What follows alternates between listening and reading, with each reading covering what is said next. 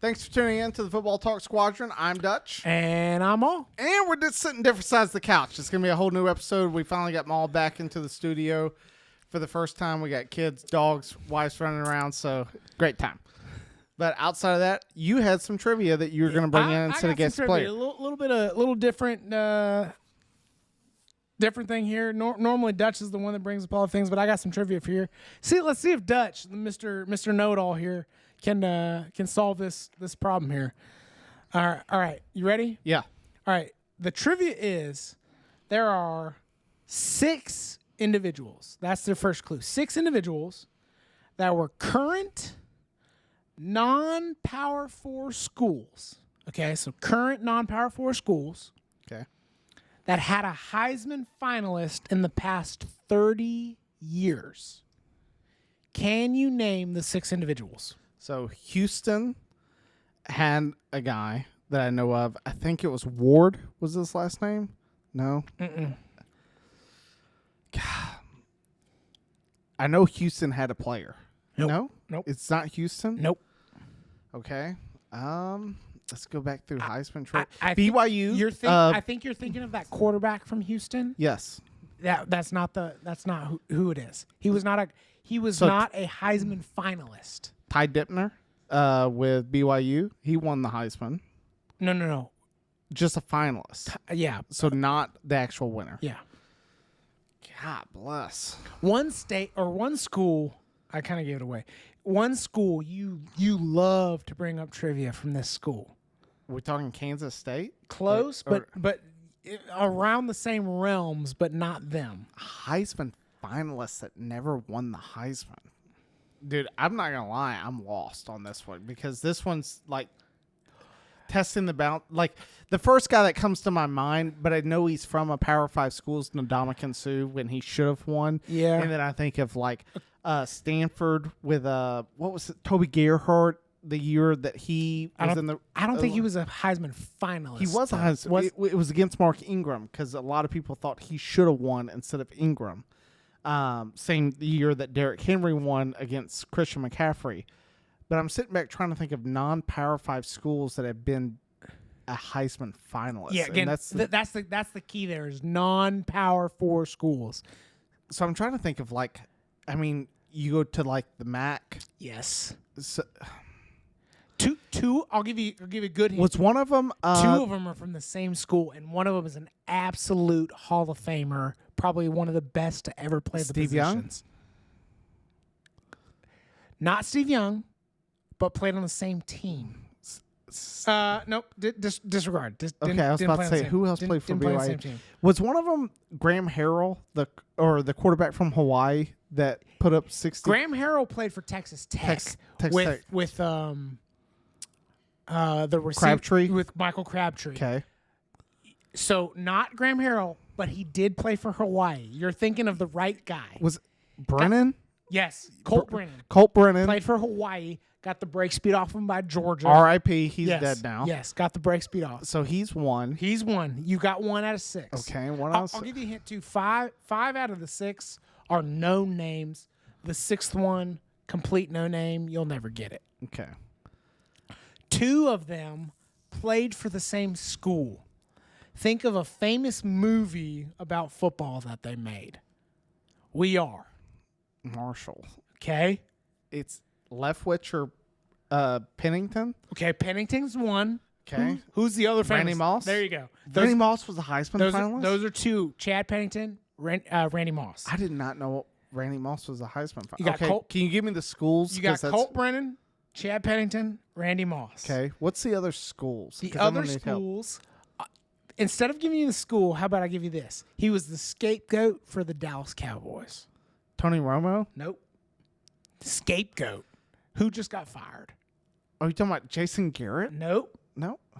Who just got fired? Who was the scapegoat of the Dallas Cowboys? Offensive coordinator. Are you talking about guy. He's the coordinator for the Chargers now. I can see his face. Yeah. He just got that, like, He was great on Boise State. dweeby kid in school. Boise State. I can see his face. Kellen Moore. Kellen Moore. Kellen Moore. All right. Okay, that's There you go. Man. All right. You got Kellen Moore, Colt Brennan, Chad Pennington, Randy Moss.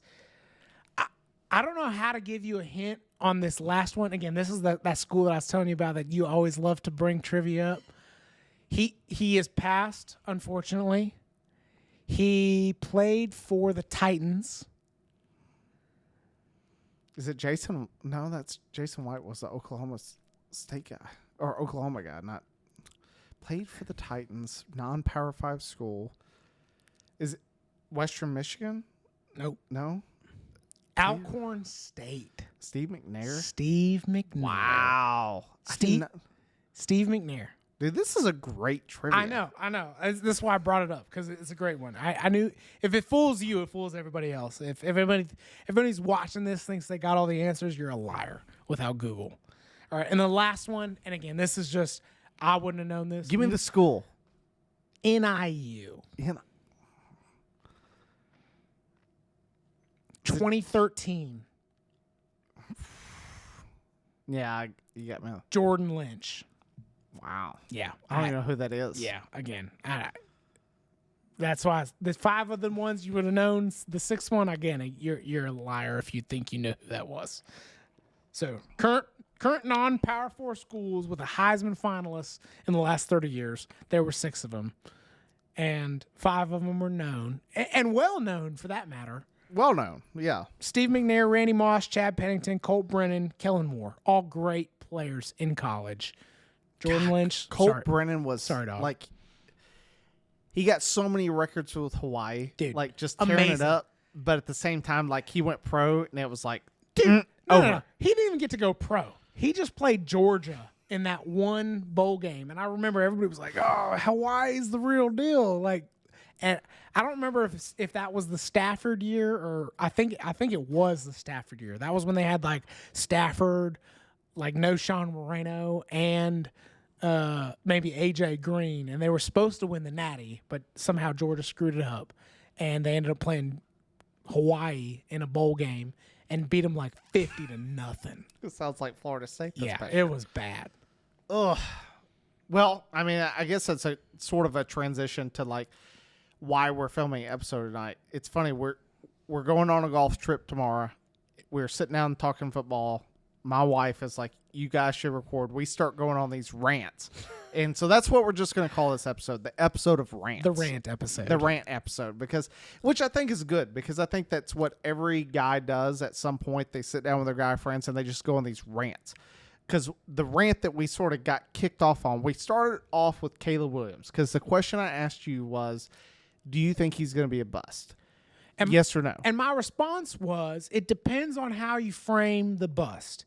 If you frame it in like the hype that's built around him, and he's about to win like 3 Super Bowls for the Bears, sure, right? Like you can't set any college athlete up for he's got to win 3 Super Bowls, otherwise he's a bust, and expect him to come through. But my rebuttal was, if you compare him to the way Bears fans and the Bears organization judges quarterbacks, then no. I mean, the Bears franchise right now loves Justin Fields. They all wanted to keep Justin Fields. Reference our buddy Pops. They wanted Justin Fields to stay.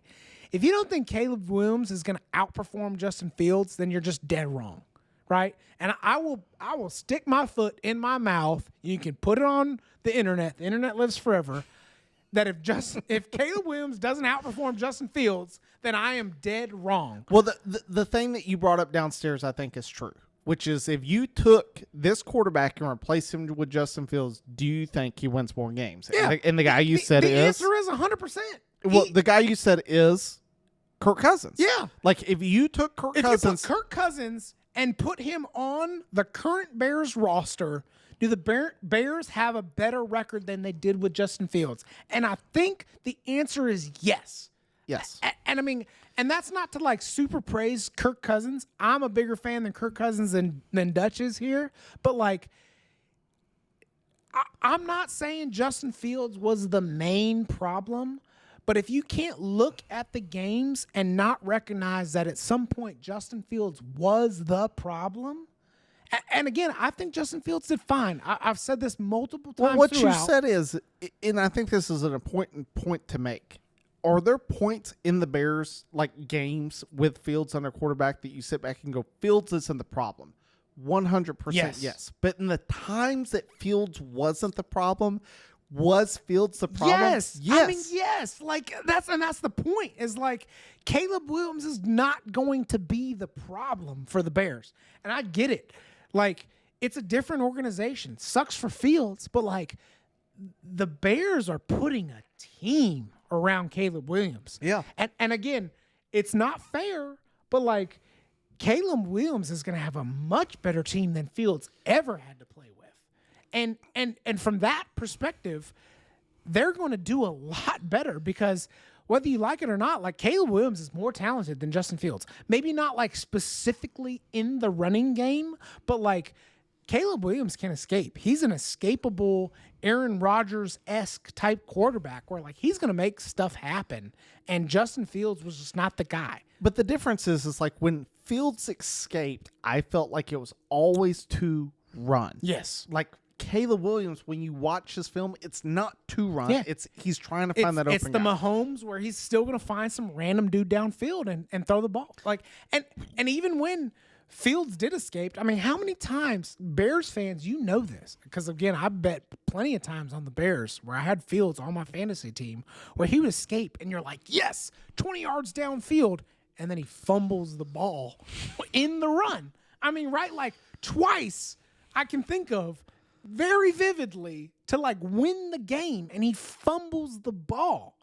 Like I get it. That's Justin Fields being the problem. Sorry to break your bubble, but like he was the problem in certain situations, and I don't think Caleb Williams will be that problem, and he's going to win more games for you. Now, something we got off on a tangent on downstairs, and I had to bring it up. It's why we literally set this whole studio session up on fly, because what I talked about is you said the comment to win multiple Super Bowls, and that is something that I think I said it's this like Nick Saban, Tom Brady-esque like fantasy that we get into. It's like Brady wins 7. So everyone's held to the standard. Nick Saban wins 7. Everyone's held to the standard.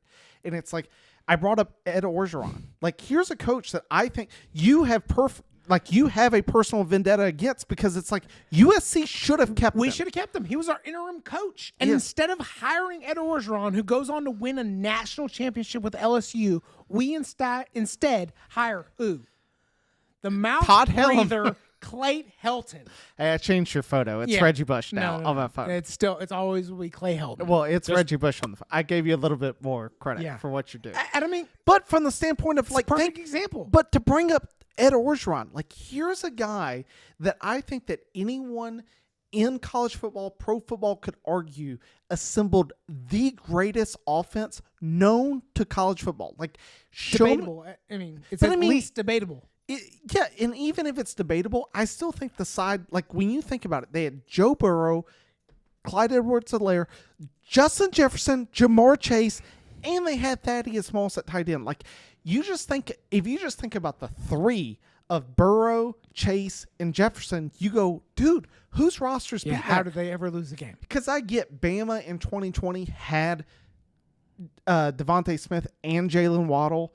Like, but still, like, they got Mac Jones. You look at, like, the pro transition, you're like, dude, it's not close. Like, from the pro transition, there's no greater offense assembled in college football on planet Earth. And this is going all the way back. Like, yes, Leinart had Reggie Bush, but, like, I couldn't name a wide receiver that they had. Like, Reggie Dwayne Bush. Jarrett. Yeah, but Reggie Steve Bush Smith. was that offense. I'm a USC fan. You know what I'm saying? I know. I get that.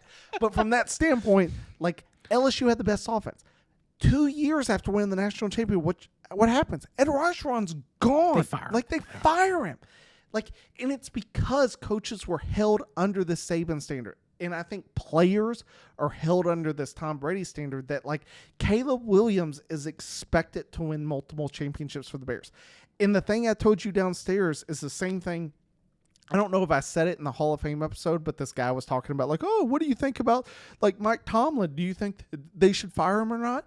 And I just remember I go, if you told Cleveland Browns fans that they could have 14 seasons of winning seasons, what would they give? They'd be like, give me the winning seasons. Yeah. Like, and I put it in the Super Give Bowl. me one Super Bowl, and I will give up the next first-round pick for the next 20 years. The perfect example is the LA Rams. Like, they gave up everything to get the Super Bowl.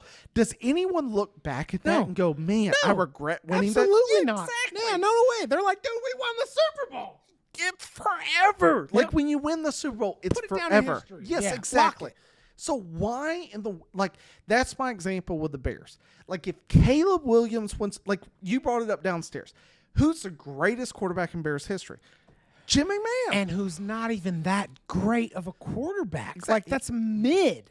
No one like anytime they mention Jim McMahon, they fail to mention that he had the greatest defense ever assembled in the '85 Bears. Like we bring everything back to the '85 Bears, but no one ever like sits back and goes, "Hey, do you remember that Jim McMahon had the '85 Bears?" No one goes, 85 Bears, what do you think about? No one ever goes, ooh, the quarterback play. Like, everybody just goes, dang, that defense. You know what I mean? Like, that's what it was. Yeah, exactly. So I sit back and I look at Caleb Williams, and if he can get them one Super Bowl win, he cements his place in Bears legacy, like forever. And that's the problem. It's like we hold the standard. Now, the thing about it is like one of the things we talked about downstairs is like the Peyton-Eli conversation. You look at Peyton Manning. How many championships did he win for Indianapolis? One. He won one with the Broncos, and no one really wants to talk about the fact that he was a glorified backup at this point. Like Brock Osweiler was in the position. But then we look at Eli Manning, who I know you're going to get upset at this. I look at as a Hall of Fame player because of the fact that he beat the GOAT twice. Like you can't argue with it. He beat an undefeated Patriots team. Listen, I'm not disagreeing with you that Eli doesn't probably belong in the Hall of Fame for that reason. My take on Eli, though, and we'll throw this out there. We'll see if we get copyrighted or whatever. But like, there's a Family Guy episode out there where it's like the hamburger helper versus cheeseburger helper, and like Peyton to me is the hamburger helper. He's like the clear guy that started it all. He is the talent of the family, and the cheeseburger helper is like the guy that's like, yeah, I'm going to do exactly what he did, but just like opposite. We might throw this clip up there that explains kind of what I'm talking about. But like, if you look at Eli versus Peyton, there's no question about like who is the better clear talent. And nobody is saying Eli. But I will give it up. Eli beat the GOAT twice. So you can't ignore the fact, right? Sometimes cheeseburger helper tastes better than hamburger helper. You need that little bit of cheese. But like, It's tough. The point is like that. Like, I get it. Championships mean a lot. That can't only define though what's happening, right? So like, my thing with Caleb Williams is like, I do think Caleb Williams is going to be the best quarterback that's ever played for the Chicago Bears franchise. That doesn't mean, though, that he's going to, like, win all these championships all of a sudden. He's set up for it. I've never seen a franchise set up with a number one pick, thank you, Panthers, for the possibility of setting up for a number one pick to do so well. So hopefully he's able to take advantage of that. But that doesn't necessarily mean that he's going to succeed. Correct. But I agree with you from the standpoint that when you look at of all the Bears are the Cleveland Browns without but with a Super Bowl title. Like in terms of like when you think about all the quarterbacks they've gone through. Like it's funny. Like every time I told Pops this, like when I build these like guess the player slides and I like start going through franchises, dude, some of these franchises, I'm like, who am I going to pick Terrible. that people like recognize the name? I had to pick Kyle Orton the other day. And it's the only reason was because he's a quarterback. Like people at least recognize the name because he played quarterback. That's what I'm saying. Like if when you go top 5 quarterbacks of your entire franchise history, if you got like Kyle Orton and Rex Grossman on that list, you've done something wrong. Yeah. I mean, the Bears, it's Jim McMahon, Jay Cutler, and then everyone else. Don't get me wrong. Jay Cutler was amazing, right? Like, if he would have just tried harder, he could have been good, right? But, like, it's Jay Cutler, Kyle Orton, and Rex Grossman. Like, that's a deplorable list. Yes. For a franchise that is, like, so historic. Yes, as the Bears is. Like, and what's crazy is that, and this is, I think Pops would bring this up, is he's like, this is why the Bears have always been fascinated with defense. It's like when you go to defense, you're like, who's the top like 3 middle linebackers? Like, I think they're top like 5 of all time. You got Urlacher, you've got Dick Butkus, and I put them in bad order. Dick Butkus, Mike Singletary, Urlacher. Yeah, you got amazing defensive players. Urlacher competes, or not Urlacher, Butkus competes for the number 1 spot. Like him and Ray Lewis. Like you got Ray Lewis, him, then you got Urlacher and Singletary. Maybe LT. And LT, well, LT was like an end, but like from a true middle linebacker perspective, it's like the Bears had like 3 of the top 5 guys undisputed. Like no one would argue that those 3 guys are outside of the top 5. But then it's the same game that we played sitting around years ago where we're like, name the positions, like the best guy in this position. It's like, dude, when you get to like wide receiver for the Bears or quarterback, it's like, you're like, who are you talking about? Alshon Jeffrey. Like, dude, they suck. Like, it's bad when, like, and I think that's why DJ Moore got so hyped. They're like, this is the best guy we've had in decades. Like, outside Alshon Jeffrey, who the Bears like underutilized. Like, think about, like, they had Kyle Orton in the back end of Jay Cutler, who honestly was smoking cigarettes on the sideline. Like Brandon Marshall. Yeah, Brandon Marshall. Like, I sit back and we talked about like one of the biggest busts. You got him with White out of West Virginia that they Pat drafted. White. Not Pat White. God, what's his name? Quarterback that got killed at Miami. I don't know who you're talking about. The quarterback for West Virginia that got murdered on the sideline. Not Pat. I don't have my phone with me or else I'd look it up. It's Pat something. The guy, the quarterback, you have to look it up on your phone. All right. The quarterback that got killed, he was playing Miami. I think he was playing the Steelers and ran over to the sideline. He was the quarterback of West Virginia and got murdered on the sideline. And it was, it ruined his NFL career. But I think the wide receiver's name was Kevin White out of West Virginia. And he came out years later, but never came of anything with the Bears. But Pat is the guy that took West Virginia, beat Alabama in the bowl season. They were supposed to be the real deal. Maybe it is Pat White. Maybe the only quarterback I know out of West Virginia that was good was Pat White. Well, who am I thinking of at wide receiver? Anyways, this is just rant. Now we're getting into it. So this is where I'll go from the Peyton Manning. We talk about Caleb Williams. We go present day NFL. In terms of where we're at in the NFL right now, like we look at all the defensive changes. We've talked about so much of just like defensive guys. In my opinion, I know this is crazy to say, it's like my wife was talking about it the other day in terms of we were comparing records. And I think that this like gets missed out. Jerry Rice's record of most touchdowns caught in a season was broken by Randy Moss. The thing that's missed out is Jerry Rice set that touchdown record for a total season in 12 games. And it's like now we're going to 17, we're possibly going to 18. Yeah. And like I just sort of sit back and I look, like I saw a Patrick Mahomes highlight, which don't get me wrong. I want to say this first. Patrick Mahomes is the best quarterback in the NFL right now. Like, there's no other quarterback that I feel more comfortable putting money on than Mahomes. I'll go a step further. I'll say that at the end of Patrick Mahomes' career, he will be the greatest quarterback of all time. Is that regardless of Super Bowl wins? Regardless. Like, I'm not going to lie. He might even surpass that. I don't know if he does, but like, if you're looking at a quarterback, when you look back at time and you go, all right, you can take any receiver, any running back, any wide receiver, like, which quarterback are you taking? You're going to take Patty Mahomes over Tom Brady. And I know Tom Brady right now is the GOAT.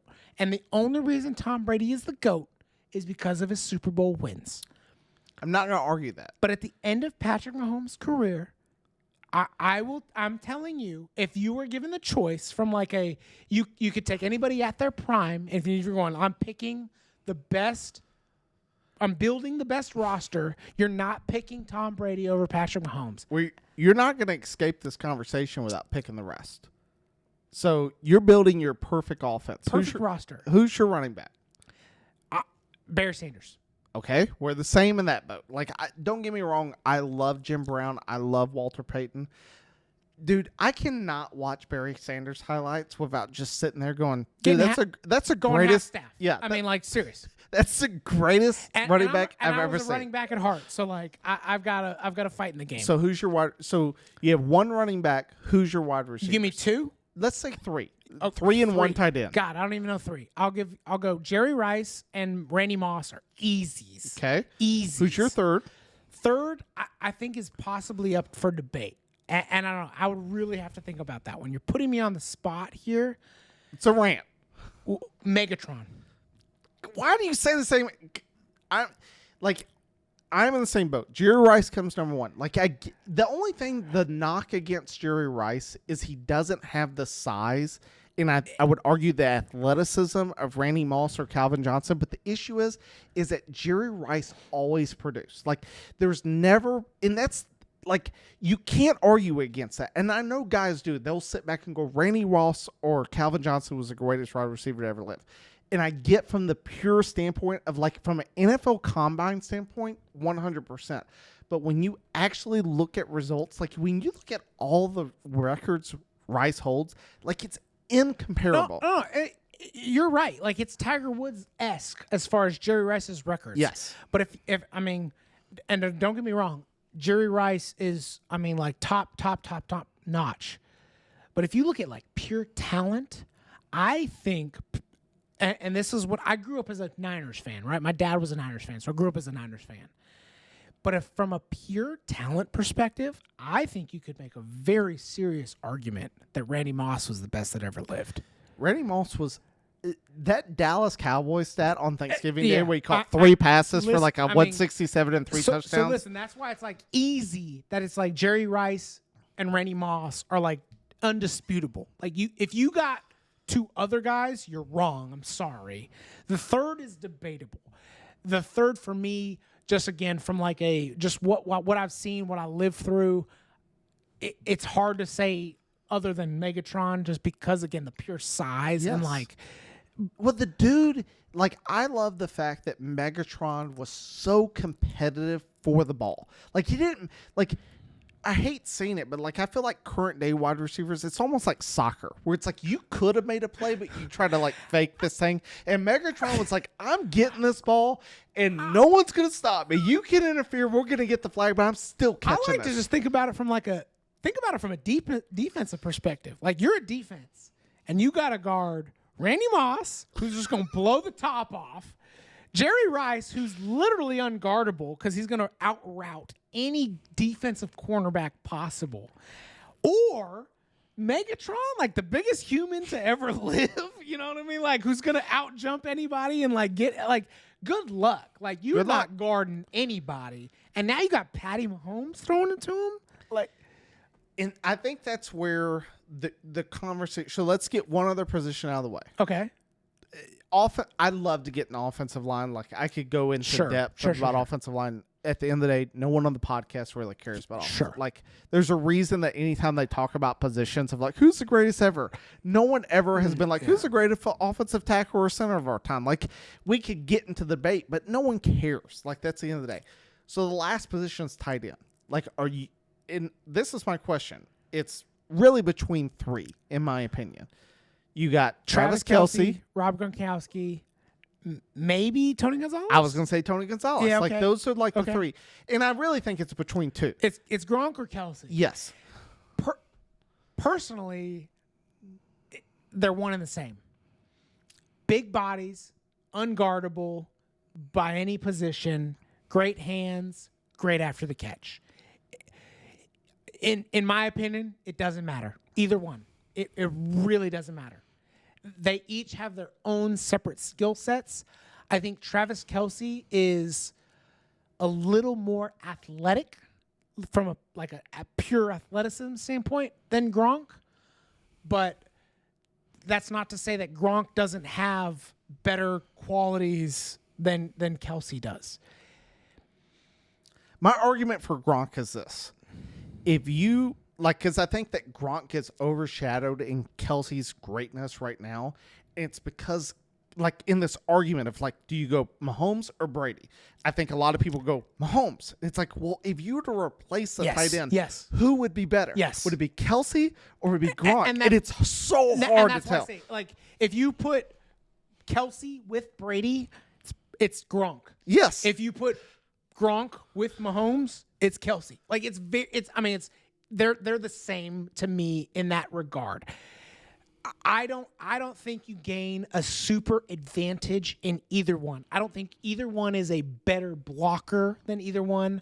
I don't think either one is a better receiver from a catching standpoint than the either one. The only advantage, and this is just because I think Gronk is maybe a little bit bigger, I think Kelce is a little bit of a better athlete from a left-right cutting, route-running perspective. Yes. And if there's anything else about Kelce that's different, and I know this is two different careers, you can't replicate this, Kelce's less injury-prone. Sure. Gronk has got hurt way more Agreed. than Kelce. I would probably give Kelce the nod. But like you said, from a standpoint of if you put both of the athletes side by side, look at them both from the athletic standpoint, both fantastic. Yes, you're not losing any iota of a percentage point either there with either one of them.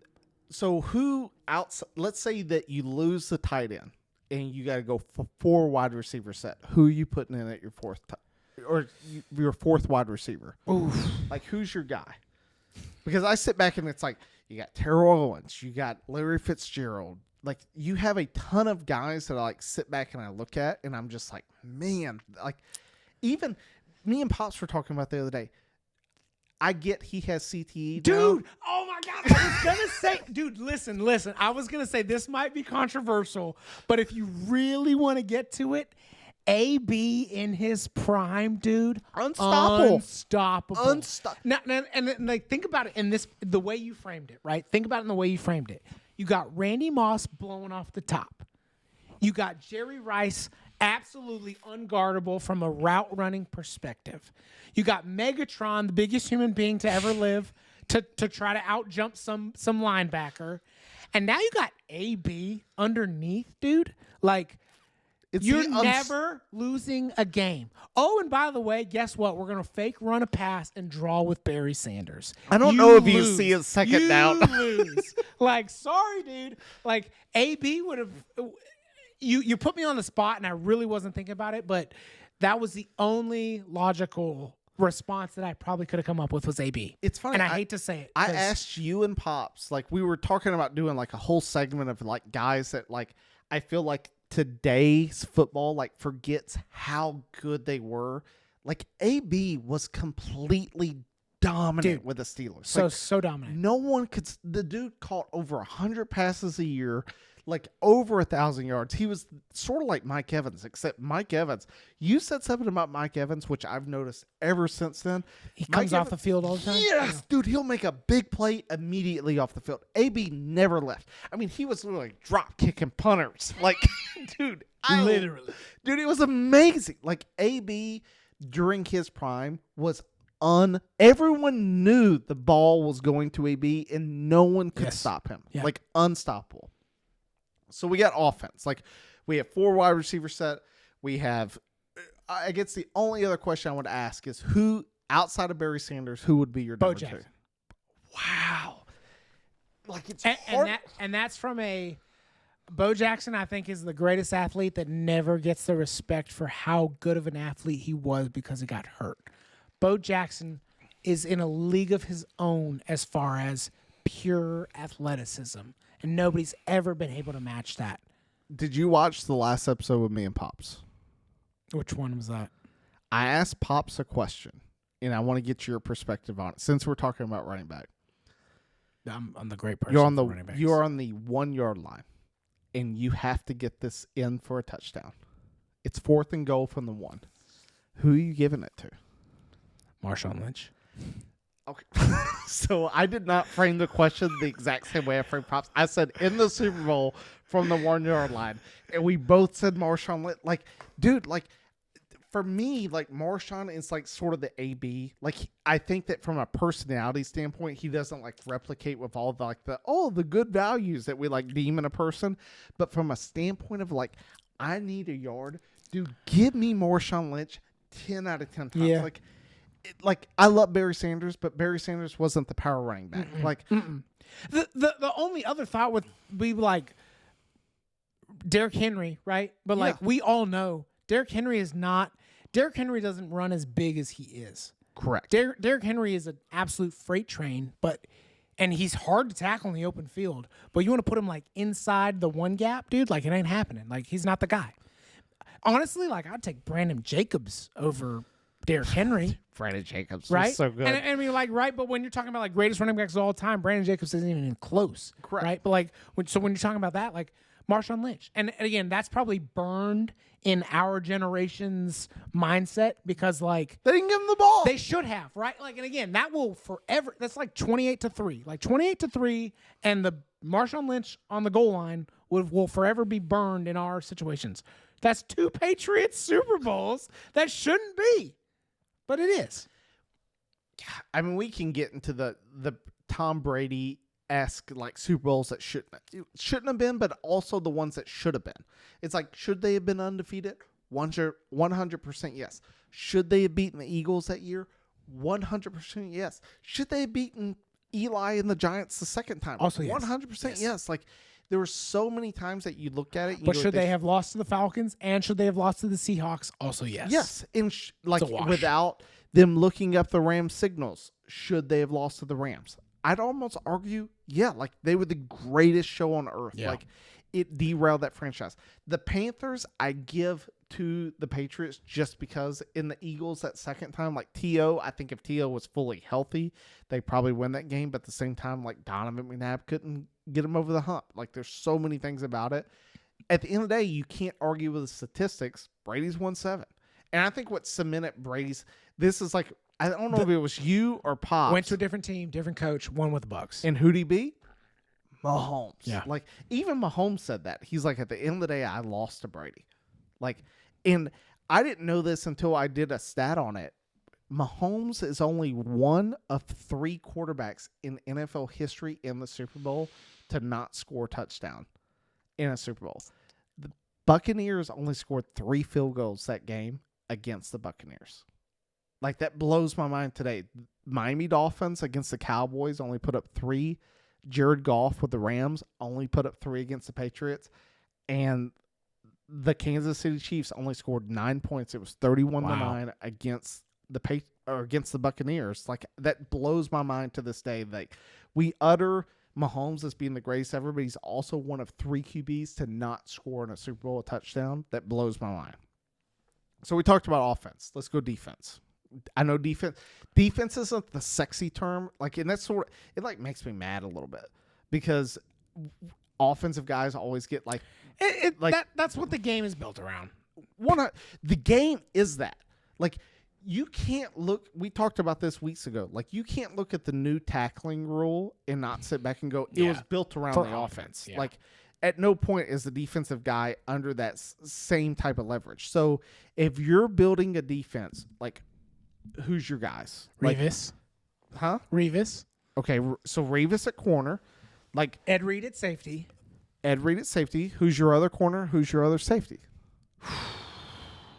We're in the same boat here because Ed Reed to me is he's the highest standard. He's your George Washington of the mountain of safeties. I'm biased to Palomalu, but I can also agree that Palomalu wasn't the best ever. I love Palomalu. I think the heart of Palomalu. I mean, if you can somehow quantify that, then you can't be beat. But like Ed Reed was better, and Brian Dawkins is another. I mean, like, just gosh, how do you not keep that guy on the field? One of our buddies, Snoop, sent me this clip of where he's talking before they played the Falcons, and he's like, "I'm gonna take." I think he was talking to Taquito Spikes. Yeah. He's like, Takeo Spikes. I'm gonna take this his man's soul. And Taquito's like, "What are you on?" I was like, I want whatever that. The other safety spot is hard, right? Because then that's kind of where you like, all right, what do you need? Like, is Ed Reed the free safety? Is he the strong safety? Like, where are you going? What kind of defense are you running, right? Like that. There's a lot of variables there as far as like what kind of defense are you running, what do you need out of your strong safety versus your free safety, what kind of coverage you're running, that kind of stuff would change a little bit. Again, I'm biased towards Palomalu. Brian Dawkins is obviously a fantastic other option there. I don't have a good answer for you. From a cornerback's perspective, Revis is a no-brainer. Honestly, I think my other corner's Champ, dude. Like, I'm gonna go old. Like, Sean Taylor's another good safety, but what? Give me another corner. I don't know. So for me, it comes down to two. You got Dion at corner, who's so tough to like argue against. Listen, I'm not taking Dion as a corner. I won't. Okay. Put that man in the return game, though. I'm not putting him at corner at return. You're right, though. No, Devin Hester. I know it. But I like Dion is an absolute Hall of Famer, but like, he was not the best corner that ever lived. He's a guy before my time, and I think he's undervalued, but he literally had rules. It's called the Blunt rule for a reason. Mel Blunt with the Steelers revolutionized the corner. They put rules in effect because he was so dominant at his position. Like, Mel Blunt was amazing, and I didn't grow up with him, like watching of that legendary Steelers defense, but he's a Hall of Fame like corner. If I had to go present day, it's for sure Revis. Like, Revis did like, when you think about all the rules that were against Revis, like, one of the best pictures I've ever seen is Revis as a Jet. It is him, one wide receiver. There's not anyone within 40 yards of him. And when they talk about Revis, like, show me another corner that lives up. It doesn't happen. It's not happening. Like, outside of him, like, I sit back, and even present day, like, I'm sort of like maybe Cromartie with the Jets. Like, he's sort of the best, but like, I have a hard time not putting Dion in that role just because, like, I get that Dion wasn't the best of corners, but when you think about like what corner, especially if Dion played in nowadays age, like, I still think Dion is athletic enough to make up for that. I totally agree. Like, there's been corners who have been, corner is like golf to me, where like they're streaky. They have like good, like Richard Sherman. Richard Sherman had Revis is the Tiger Woods. Yeah, exactly, right. That's what I'm talking about. Like, there's guys who are like, ooh, this guy's good for a little bit. Like, Cromartie was good for a little bit. Josh Norman, good for a little bit. Richard Sherman, good for a little bit. Jair Alexander out of from Packers. You have all these dudes that are like good for a little bit, but there's very few dudes that are like really good for a long time. Again, Revis is a no-brainer. If you don't have Revis, you're wrong. Period. Dot. The other one is difficult. Champ Bailey's hard to argue against. That's what I come down to. Just again, from growing up watching, there's probably other ones out there. I couldn't speak to, who you were saying, Mel Blount, because I didn't grow up watching him. So. And that's because my dad was a huge Steelers fan. Like, I sit back, I look at his, like, you watch some old Super Bowls and stuff, you're like, dude, this dude was dominant. But like, Jalen Ramsey, like, he's had streaks of, like, absolute greatness where you can clearly say, without a doubt, he's the best corner in the league right now, right? Like, that's not taken away from him. But from, like, a over time perspective, it's hard to argue. It's difficult to argue for Jalen Ramsey because he's had Josh Norman, like, great years, and all of a sudden it's like that dude's non-existent. He's getting bounced off the ground by Derrick Henry, right? Like the guys to me that you look at that are like those guys are undisputable, always had good years. It's probably Revis and Champ. I always think of that quote my dad said. He's like, "You can build 1,000 bridges, but you'll always be remembered for the one that you burnt." Oh yeah, 100%. You get bounced off the ground like a basketball from another human being. His body is parallel to the field. Oh like, yeah. That's not getting forgot. Yeah, that photo lasts forever, dog. Like 100%. No one cares how good you guarded all these guys. The fact that you got stiff-armed into the 7th level of hell, it's difficult. The other guy, so we talked about the corners. That's secondary only. From secondary, the other safety, which I get was before time, it's Ronnie Lott. Oh, Dude, here's a dude that cut off, like, I would never forget the football life with, they bring Ronnie Lott, to talk about Ronnie Lott, and they asked Marcus Allen, would you ever cut off a piece of your finger to keep playing the game? And Marcus Allen's like, absolutely not. Ronnie Lott did that. He literally had a piece of his finger amputated in a game so that he could keep playing. And it's like, I get that. And this is I think it's a really difficult part. It's a part of the conversation people don't talk about. Like, the way Ronnie Lott played football, like, he was a headhunter. Like, he would murder people, but he was really good in coverage. Like, compared to now, I think Ronnie Lott would be able to transition to that perspective more than like a Jack Tatum. Jack Tatum was he was a murderer. Like, he paralyzed the dude. Like, Vontae's perfect. Yeah. Yeah, he would kill people. Like, you sit back and you think about it from that perspective and you go, how many guys would transition today's games? Like, it's hard for me to not argue for Ronnie Lott back there at corner. Yeah. But not corner, at safety. Like, safety to me, safety's a tough position to pick. Dude, it's the hardest position. Like, when you think of, you just mentioned two guys. Like, I love both. Like, when you think about like Ed Reed, I'm not even going to talk about him because he is the number one. Yes. Like, anyone that argues against Ed Reed, I would argue doesn't know football. Wrong. Yeah, wrong. Wrong. Get it out. You're done. You're done. Yeah.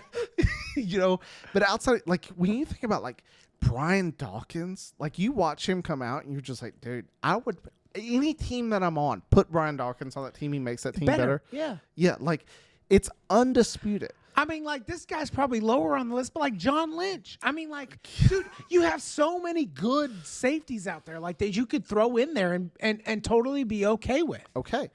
So then you go to linebacker. Like, so this is where it gets different. Like, what scheme do you run? Do you run a 3-4? Yeah. Do you run a 4-3? I would argue in today's NFL, you run more of a 3-4. Yes. So from that perspective, like, where are you going at the positional? Who's your two outside linebackers that I would argue in this frame of reference are more of pass rushers than they are? They're glorified defensive ends. Yes. Yes. Dude, I mean, that's an impossible question. Well, there's, in my opinion, there's one guy. Lawrence Taylor. Yes. Lawrence Taylor is undisputed. Yes. If anyone tells you that someone's better than Lawrence Taylor, remove them as a friend. You don't need them in life. You don't need them for decision makings. Nothing that this person says is trustworthy. They know nothing about football. Get them out of your life. Lawrence Taylor is number one. Who are you putting at the opposite side?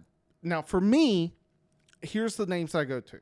Two immediately. I got Derek Thomas with the Chiefs and Von Miller.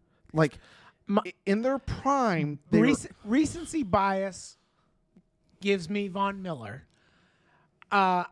without having researched or really thought about it for a long time, I probably could come up with somebody a little bit better, I think, than Von Miller. But that's the first name that comes to my mind. Okay. For like Derek Thomas was just such like. I get it. No, I know. In the day that he lived, like I sort of sit back and I think about him in present time, and I'm like, there's no like. Von Miller it'd be hallowed ground for him to walk on Derek Thomas's like footsteps because of how like the offense and defense was set up when Derek Thomas played. Like I think Derek Thomas would dominate in today's age. So we'll just agree to disagree that outside you got Derek Thomas or Von Miller, other side you got LT. Yeah. Who's your middle linebackers? Who's your two guys that you're sitting there stacking up? And I'm sure we're going to debate it. Yeah, I mean, again, this one of those like impossible. There's no real wrong answer, but there's a lot of right answers here. Dick Butkus, I mean, is got to be somewhere in that conversation. Brian Urlacher, I think, is a good conversation. Ray Lewis is hard to argue for against. me. It's like OJ. Like put the murderer on the field. Put Ray Lewis there. Yeah, like I know he was found innocent. Zach Thomas. I mean, you think about him. You think of Brooks from the Buccaneers, the Bucs, like Derek Brooks. Like Ray Lewis, in my opinion, is like there's not a lot of guys from a middle linebacker perspective. I said there's not a lot, as we're talking about how there's so many that it's hard to choose. There's not a lot of guys though that like you can truly say without a shadow of a doubt, like where you mention their name and you're like, ooh, that guy could change a game, right? There's more than there are positions for, right? And that's I think where the trick is. You know what I mean? Like. Yeah. You've got more guys that you can think of than two, right? If you're running a 3-4 scheme. I guess you have to go with Ray Lewis. Ray Lewis has got to be one of them, right? You're thinking you got LT, either Derek Von Thomas Miller, or Ray Bell. Ray Lewis, and then maybe somebody else. Who's the other guy? You tell me. For me, it is Dick Butkus. In terms of generational talent, for each player in their own generation, there was no doubt that both of those guys were the best at what they did, especially from the middle linebacker perspective. I think that either guy plays extremely well in one another's generation. It's tough to argue against both those guys leading the pack. Are there a bunch of other guys to name? Absolutely. Like me and Maul could sit here all day and name different guys who contributed incredibly well to the middle linebacker position. But in terms of what you think when you say middle linebacker, I would argue that those are the first two guys coming to mind. And Maul's over here shaking his head yes again. And so I know we're running long, so we'll just go ahead and move on to defensive line at this point, which is, I mean, a very deep field. When you sit back and you look at defensive line, like we talked about Reggie White. Reggie is, I talked about him throwing guys. Yeah, like he's the number one that comes to mind from a defensive end standpoint of like you need him on the roster. And so who's your defensive tackle? Defensive tackle. Listen, you and me have gone back and forth about this a lot, and I'll be the first to admit that I am wrong. You talk about Aaron Donald. How about how he is just amazing. And I don't know why, but I've never seen Aaron Donald for like the absolute GOAT that I think you think that he is. Did you not see the clips of him being blocked by five guys? And I get it. And like I go back and I look at clips and I'm like, why did I not see that? Like, why do I not think he is so good? Because he is. It's hard to look at that and go like, he's not. He really is. He's so stinking good. I get it. I don't have a better alternative to him, honestly. But you're about to say somebody else. No, I don't. I really don't. I mean, from you're not going to argue J.J. Watt. No. Or you can put J.J. Watt at end. J.J. Watt's the end.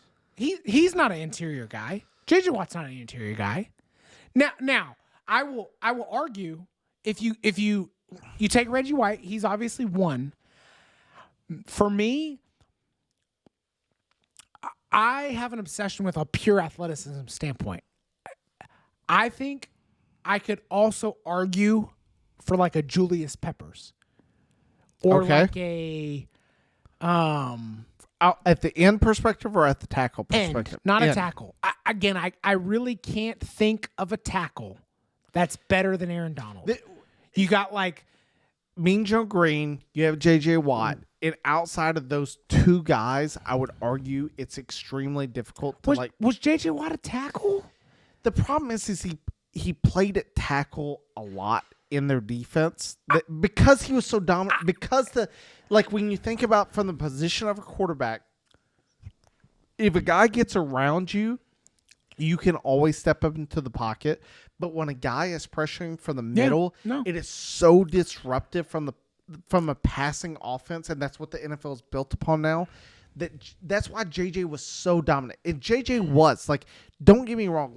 I am not trying to rant against JJ. JJ was so dominant for his position. The problem is he played on a terrible Texans team. Yeah, terrible, absolutely god awful Texans team, and he still made them good. Yeah, JJ transformed that defense, which is an argument to your point. The only other guy from the defensive tackle that I can sit back and argue to is Mean Joe Green. It was well before my time. Him and JJ, I still think fall in comparison.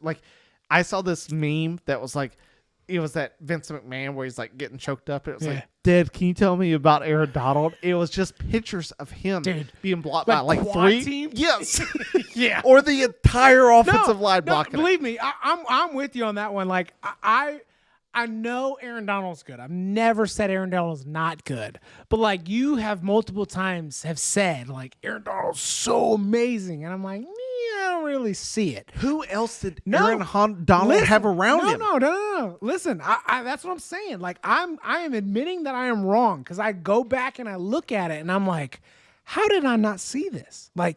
I understand how when he had his good years, but it's kind of like the Micah Parsons effect, where once they become good, at some point, every other team realizes he's good, and they kind of just double team him to shut him down, right?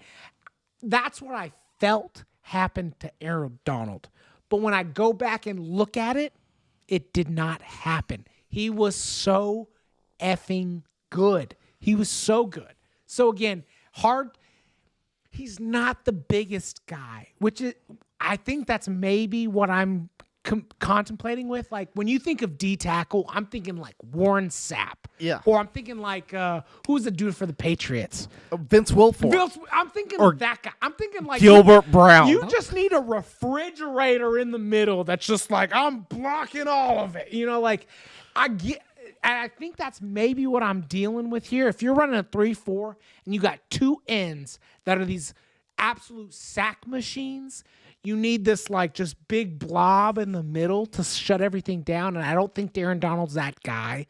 But at the same time, how do you not just take Aaron Donald in the middle? It's recency bias. I get it. And again, I didn't grow up watching Mean Joe Green. But if you got a guy who's getting quad teamed by current NFL linemen and he's still becoming an impact, I guess just give me Aaron Donald. The other defensive end, it's hard to argue that if you put J.J. Watt at the other defensive end for me, I'm sitting back and I'm I'm not going to sit back and argue that. The only other guy, he's old school. He invented. Now, it's a fault and a contribute to him. Deacon Jones, he played for the LA Rams. Yep. He invented the head slap. Guys, he literally got that move banned. He was the institution of the sack. Then you got Bruce Smith that sits out there the leader of the Bruce Smith. It's for me, it's you played the position long enough to get the record, but you weren't the best at doing it. Reggie White was the guy that led in sacks. Bruce Smith played long enough to get it.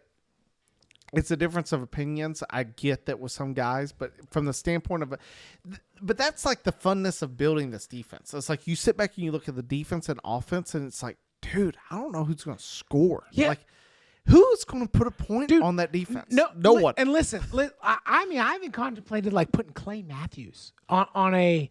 You go back and look at like Clay Matthews in his prime on the outside as like an outside linebacker, dude. I mean, like you talk about these guys.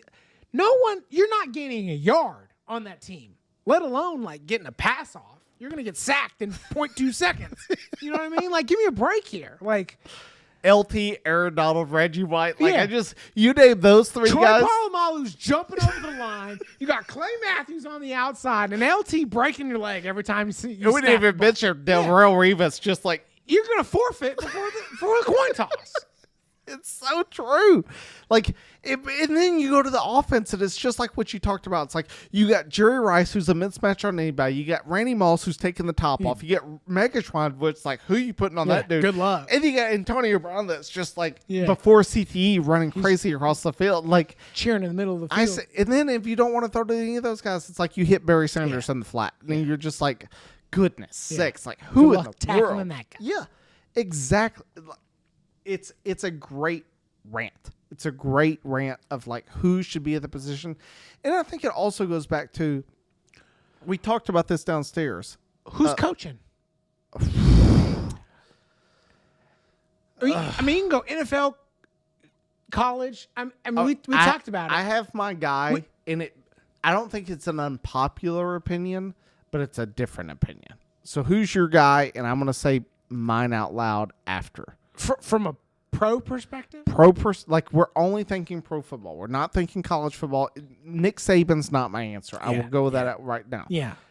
I have a guy in my mind. Well, because you wanted to talk about Nick Saban, we hadn't done a college episode, which I get. Like, and you brought it up, and it's a true perspective. Like, if you guys are watching, like, where's your college episode? It's like, what are we going to talk about? Like, we are planning an NIL episode to talk about. That's literally all we can talk about. Because other than that, like, and I hate to say this, Nick Saban is Joe Pa.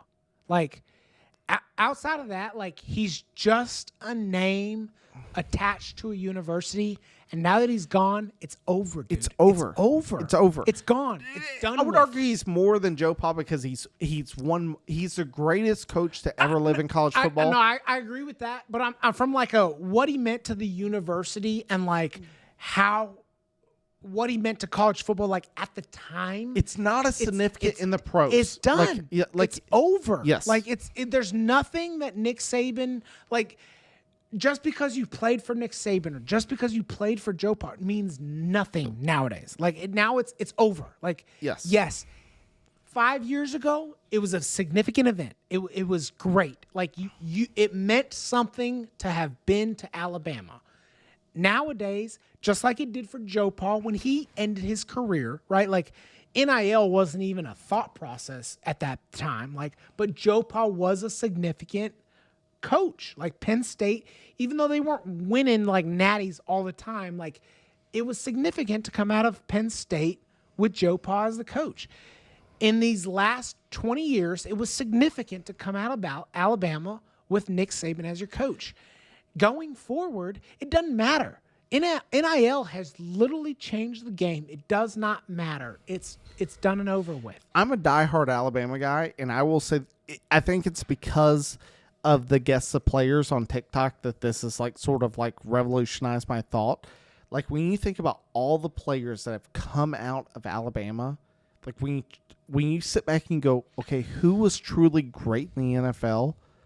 Dude, like, I'd sit back and say one, maybe two. Like, and the one guy is for sure Julio Jones. Julio Jones, I think that you could argue, like, if you sit back and you go, I'm going to put him ahead of Antonio Brown on your pick 4, I don't think anyone would argue. Like, he's got size, he's got speed, he's got catch, he's got all of that. Amazing. Yes. Amazing guy. Then you have Derrick Henry. And outside of those two guys in the NFL, when you look at the totality of what Nick Saban's put in the NFL, I would say the vast majority has been average at best, if not below average. And I don't want to take anything away from Mark Ingram, because at the time, sure, he was that best Heisman Trophy type winner. But you compare him against other Heisman Trophy type dudes at the same position, he's not matching up. Like I'm sorry. He at least had the longevity. Without that team though around him, like again, when you're talking about like an individual standpoint, like he's not matching up. Like he's not Reggie Bush. He's Correct. He's not Lamar Jackson. Like he's not. Mark Ingram was great on that team for sure, without a shadow of the doubt. But like again, when you compare him from like the individual, if you could take him or replace him, Yes. like would you rather have Reggie Bush or Mark Ingram? You go Reggie Bush 100 times out of 10. Exactly. Like it's not that guy. He's not. I'm not going to argue it. And I think that's it's such a valid point. And I think that's what like sort of blows my mind is you start going through like the trifecta of great players and where they came from school. Like I think that's something important for guys to remember. Like when we've talked about Goat Mountain a lot, we haven't done an episode on this. So it's like if you go to Goat Mountain of Ohio State and you're like, you compare both. Slim pickings. Dude, it is like Got 2. where you going to go? coach. Like, honestly, one of the GOAT mountains of Ohio State is Orlando Pace, an offensive lineman. But like when you get back to like both college and pros, it's like the only 2 guys out of Ohio State. I get C.J. Stroud had a great rookie year. It's Chris Carter and Eddie George. Yes, That's that's it. Like they haven't had a guy that truly produced at the NFL level over longevity. Alabama, you could say the same. They've never had a quarterback that's been good outside of Joe Namath, and he won 1 Super Bowl. And outside of that Super Bowl, was calling a shot. 1960. Yes, it's the only time the Jets have ever been to a Super Bowl. Super Bowl 3, that's it. You look at it from a running back perspective. Yes, they've had Shaun Alexander, great running back. They've had Mark Ingram, another really good running back. Eddie Lacy, trash. Trent Richardson, trash. Derrick Henry, really, really good. TJ Yeldon, trash. Like, and you think about some of the guys, Najee Harris, I would argue he's tending more, not towards the trash side, but like mid. It's not mid. Like he's not a great running back in the pros. Like they've had a ton of guys come out that were supposed to be this game changer, generational talent. I mean, you can They make haven't an happened. argument. Same thing with the Reggie Bush. Like, was Reggie Bush really that good in the pros? No, not really. But like, none of those guys you mentioned were even close to Reggie Bush's ability in college, right? Correct. Like that, and that's kind of the difference there. Like, it's either you're like an absolutely fantastic, amazing college player, because one of the greatest college quarterbacks to ever play the game, who didn't even get a chance in the pros, was who? Tim Tebow. Right. Oh. I mean, like, again, when you're talking about like greatest college quarterbacks of all time, he's got to be on your list, but like didn't do anything in the pros, right? So again, there's like this distinction of like, you either did really good in the pros, really good in college, or you have like a cumulative pretty good. Mark Ingram did cumulative pretty good in the pros, better than Reggie Bush, not anywhere near the relativity in college, right? So again, it is a give and take about like kind of where you're looking at, but like you compare to like the current situation, like if you replace him versus him in the same situation, who would you rather have? I don't think anybody's taking Mark Ingram over Reggie Bush. Correct. And it's so tough too, because it's like if Mark Ingram had come out a year before in the draft and won the Super Bowl with the Saints, he's in St. Lore. Like, because of it's sort of like the Dan Marino stat. Like, it wasn't until Holly's brother said it, I put this stat, the greatest loss, like margin of victory by NFL team in the playoffs is Jacksonville over Dan Marino and the Dolphins, 62-7 in the playoffs. And it's like, that was Dan Marino's last game. It's like, you're all like, Who's Jacksonville's quarterback? Exactly. Who? I'm guessing. What year was that? 1999. I'm guessing. 99? Yeah, I'm guessing Brunell. Like, but I can't be 100% sure. That might have been before Brunell. It may be. I don't even know. And that's the point. It's like the NFL, and that's why the Super Bowls are so important. No one cares. Like, if you sit back and you're like, who's good in the 70s? People are going to say Steel Curtain, Steelers. Like, no one remembers. And it's sort of sad because it's, dude, Pop sent that text out. This is another good rant. It was after OJ died. It was like, OJ, like they won the game when they weren't supposed to win the game at the end of the season. The Bills got the number 1 pick. They ended up picking OJ. OJ ends up murdering his wife, you know, Kardashians. the Kardashians are to blame. And it's like all this stuff happened because the Bills lost this game. The Bills are to blame for OJ, the Kardashians, all of it.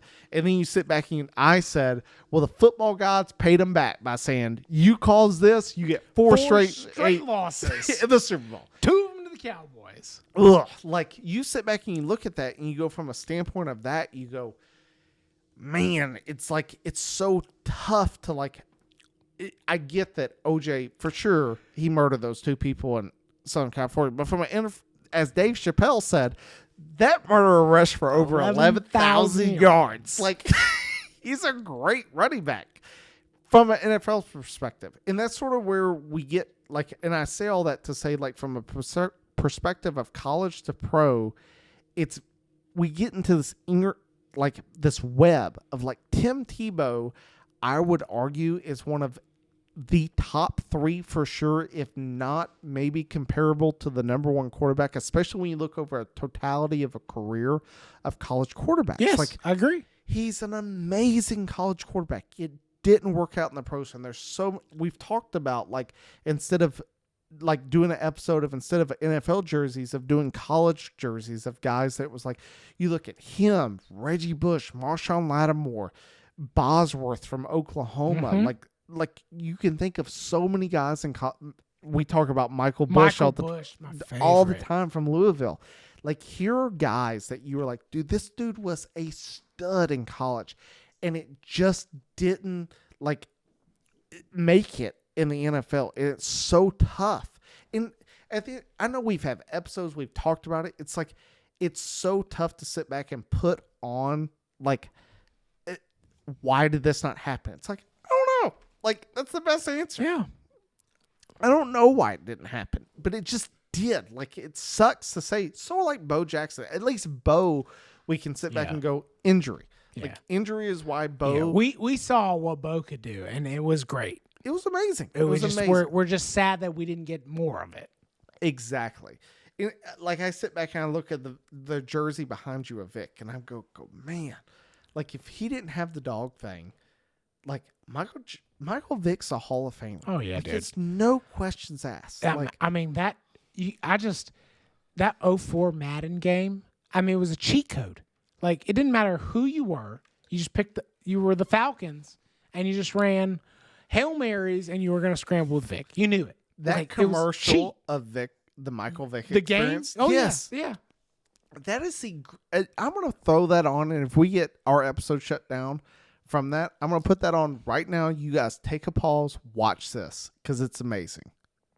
And we're back. Like, I sit back and I look at that commercial. You could not be a kid and watch that commercial and not go, like, I want to ride that ride. Yeah. Dude, that's the greatest ride I've ever been. Up. Like, how Disney has not capitalized on that to be like the Michael Vick experience. Dude. Like, that's what it was. Like, to juke out all 11 players on the defense and still score a touchdown. That was Michael Vick. Like, he was unstoppable in the NFL. Unstoppable. Like, ugh. That's where you're talking about, like, top tier too. Like, when we talk about, like, level of, skill level, right? Like, there's high school, and then there's college, and then there's NFL. You know what I mean? Like, the level of competition just goes up exponentially. And that's where a lot of the times, like, college dudes, you understand where they fall out, right? Because you go like, they were good in college, but they just couldn't handle it in the NFL.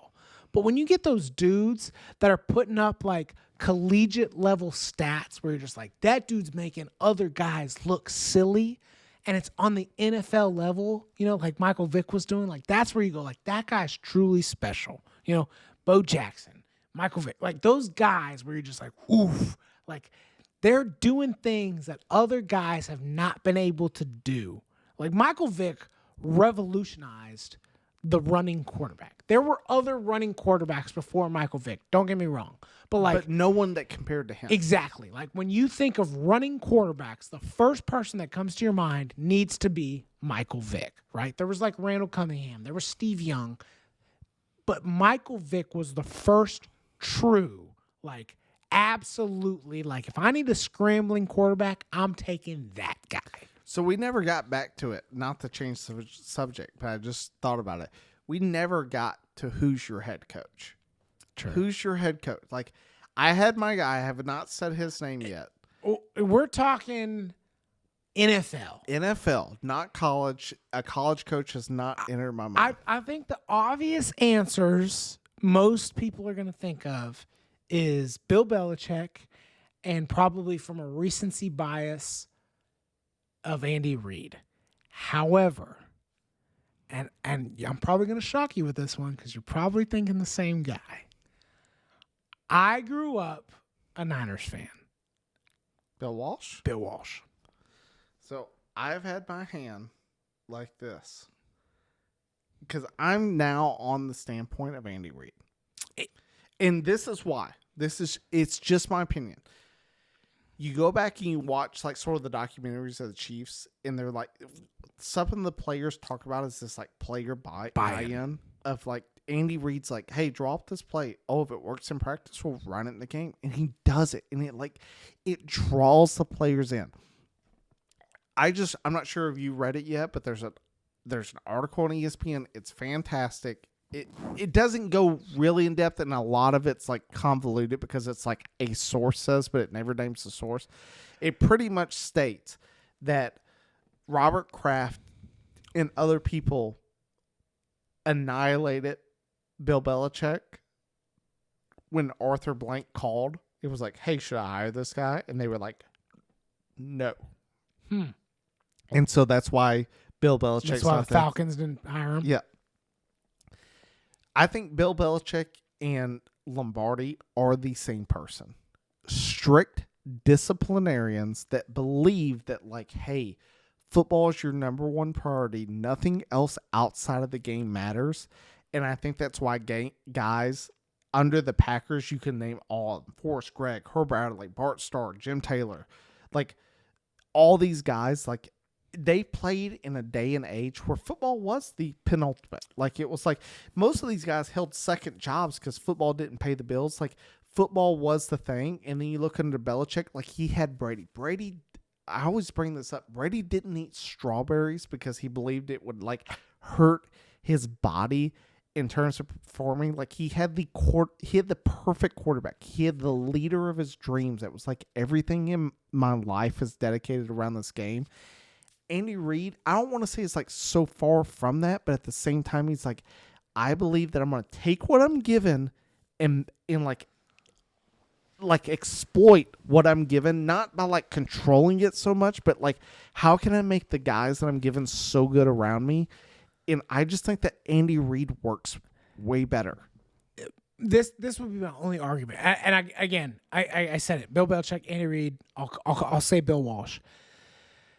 Andy Reid to me is like the Phil Jackson of the NFL. It's a great, and it's not that it's bad. It's great. It's great. It just depends on who his players are, right? Like, but if you took the team that we assembled, in which I think is a key thing, like you sit back and you look at the defense and you look at the offense and you go, I have to pick a guy to lead those, which I think is a difficult thing because I don't think Andy Reid coaches the best defense. But if you were like, hey, he has Steve Spagnuolo for his defensive coordinator, I go, well, they're going to win every game. Like, see, yeah, and again, that's the hard part, right? Like, that's the. Do you need that? Do you need that Phil Jackson to like rein in Dennis Rodman? Right? Like, do you need that guy? Right? Because without Phil Jackson, Dennis Rodman's gone. Right? Like, he's an absolute lost cause to Vegas and whatever the powers that be. Or do you need the guy that's just like, this is what we're doing and everybody's going to be on board? Well, prime example. Think about it. The Texans trade for Stephon Diggs. And I know we've gone around in arguments over and over in our text messages of being like, he's already complaining about his targets. Yes, like he's already complaining. Like there's only two ways to view Stephon Diggs. He's either going to be a huge problem for the Texans or he's going to be the difference for the Texans. There's no in between for Stephon Diggs. He's either going to lead them to a Super Bowl or he's going to be the main contributor to not get that.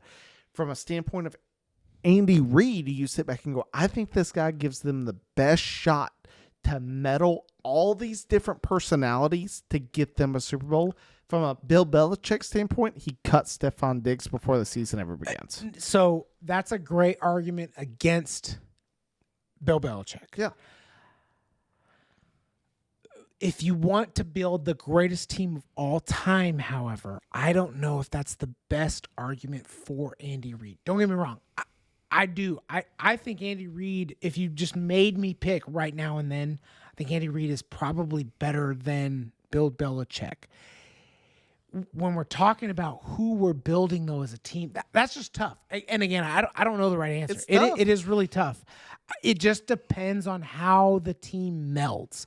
Like, there is it's like parenting. I mean, we've gone over this. Like, there's a time and a place for like letting the team have their buy-in. There's a time and a place for getting this, like, everybody's on the same page and kumbaya, and we like everybody for who they are.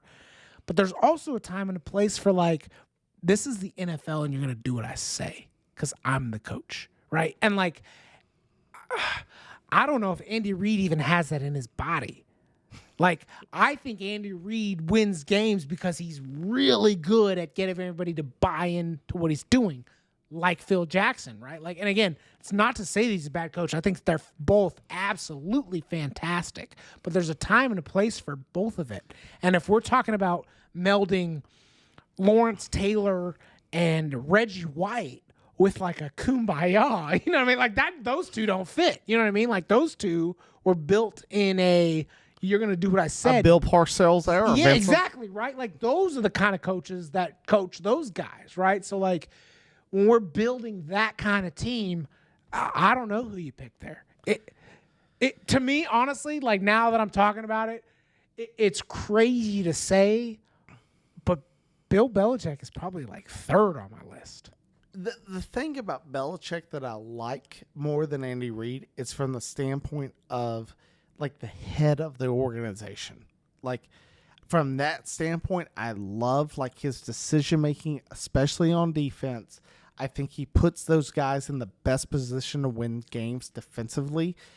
The thing about Belichick that's always, I would argue, is his fault, but he's made it work, is he finds offensive and defensive coordinators to fit his system that helps. Like, when they leave his system, they suck. And that's a proven track record. Like, they're terrible. Yeah. Andy Reid has found the guy that helps his system to make it what it is. Like, you think about him before Steve Spagnuolo, like, we're talking about offense with Alex Smith that did not have a completion for a touchdown to a wide receiver in, like, I think it was like 15 games. Like, and it's, I will give you that. Like, it's tough. Like, it's so difficult because, especially when you frame it under this ultimate team. Because I sit back and I'm like, well, if we go with our starting 4 wide receivers, like especially with like Randy Moss and Antonio Brown, it's like, here's 2 wild cards that I don't think Bill Belichick can manage. No. Andy Reid possibly. You know who could. I want as the offensive coordinator there, and this is gonna be an absolute wild card. Matt Nagy? No, I want Lane Kiffin, dude. You put Lane Kiffin managing Randy Moss and AB. That's a touchdown on every play. I'm so glad you brought this up. Dude, Lane Kiffin, to me, is the greatest offensive-minded coach in football history. And, like, anyone that wants to fight me on this, like, prove me wrong. Show me a guy that is more talented with, like, making an offense do what it's supposed to do, which is, like, create mismatches, like, he literally builds plays in the first half that in the second half he exploits. Like, I said what I said. Dude, it's a great pick. Like, it's so good. And I know we're, like, intermingling college from pro, but, like, dude, Lane Kiffin is the man when it comes to, and I know it's like an underdog. It's such an underdog this year in college with, like, Ole Miss is one of these teams that was like, hey, Nick Saban's not there anymore. You don't have to play Alabama this year. Ole Miss is a serious contender that if they can just find a way to beat Georgia in the SEC championship, Ole Miss is there. They're competing for the national championship they've never had. My man made Florida Atlantic relevant. Dude, I said what I said. No, you're not going to get an argument from me. Like, I loved Lane Kiffin. The problem with, and this is the issue, is it's like from a head coach perspective, like when you look at it from just like, can you be a head coach? I think Bill Belichick is the first choice. Like, it's hard to argue from like the management of players, all other things considering, Bill Belichick is the coach. When you get into the offensive defensive coordinator, it's like, whoo, man, like you open up. Like, I'd argue, who are you going to put in front of Lane Kiffin?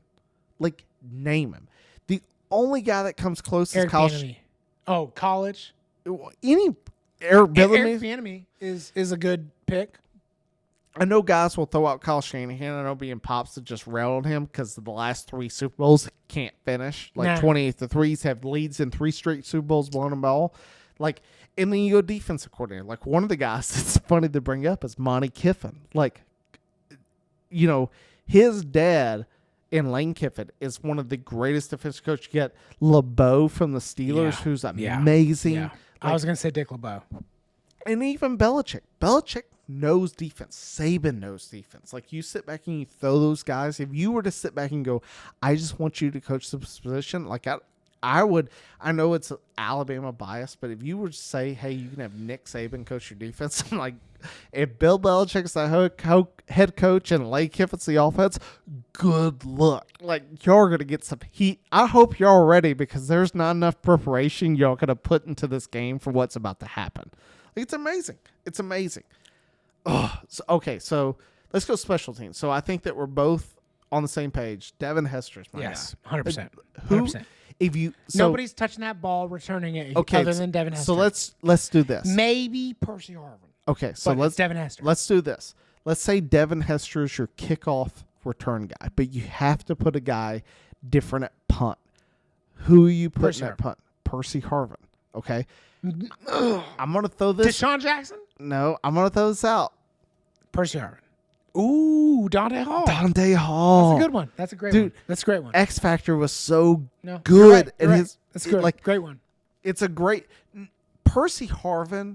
He's like this blend. Like, I don't think that we ever got to see his true NFL potential because I think they squandered it. He's in the realm of like Bo Jackson of me, where it's like one of the greatest athletes that just didn't get appreciated for his time. Like, and don't get me wrong, like everybody in Florida is like, Percy Harvin's the greatest thing they ever made.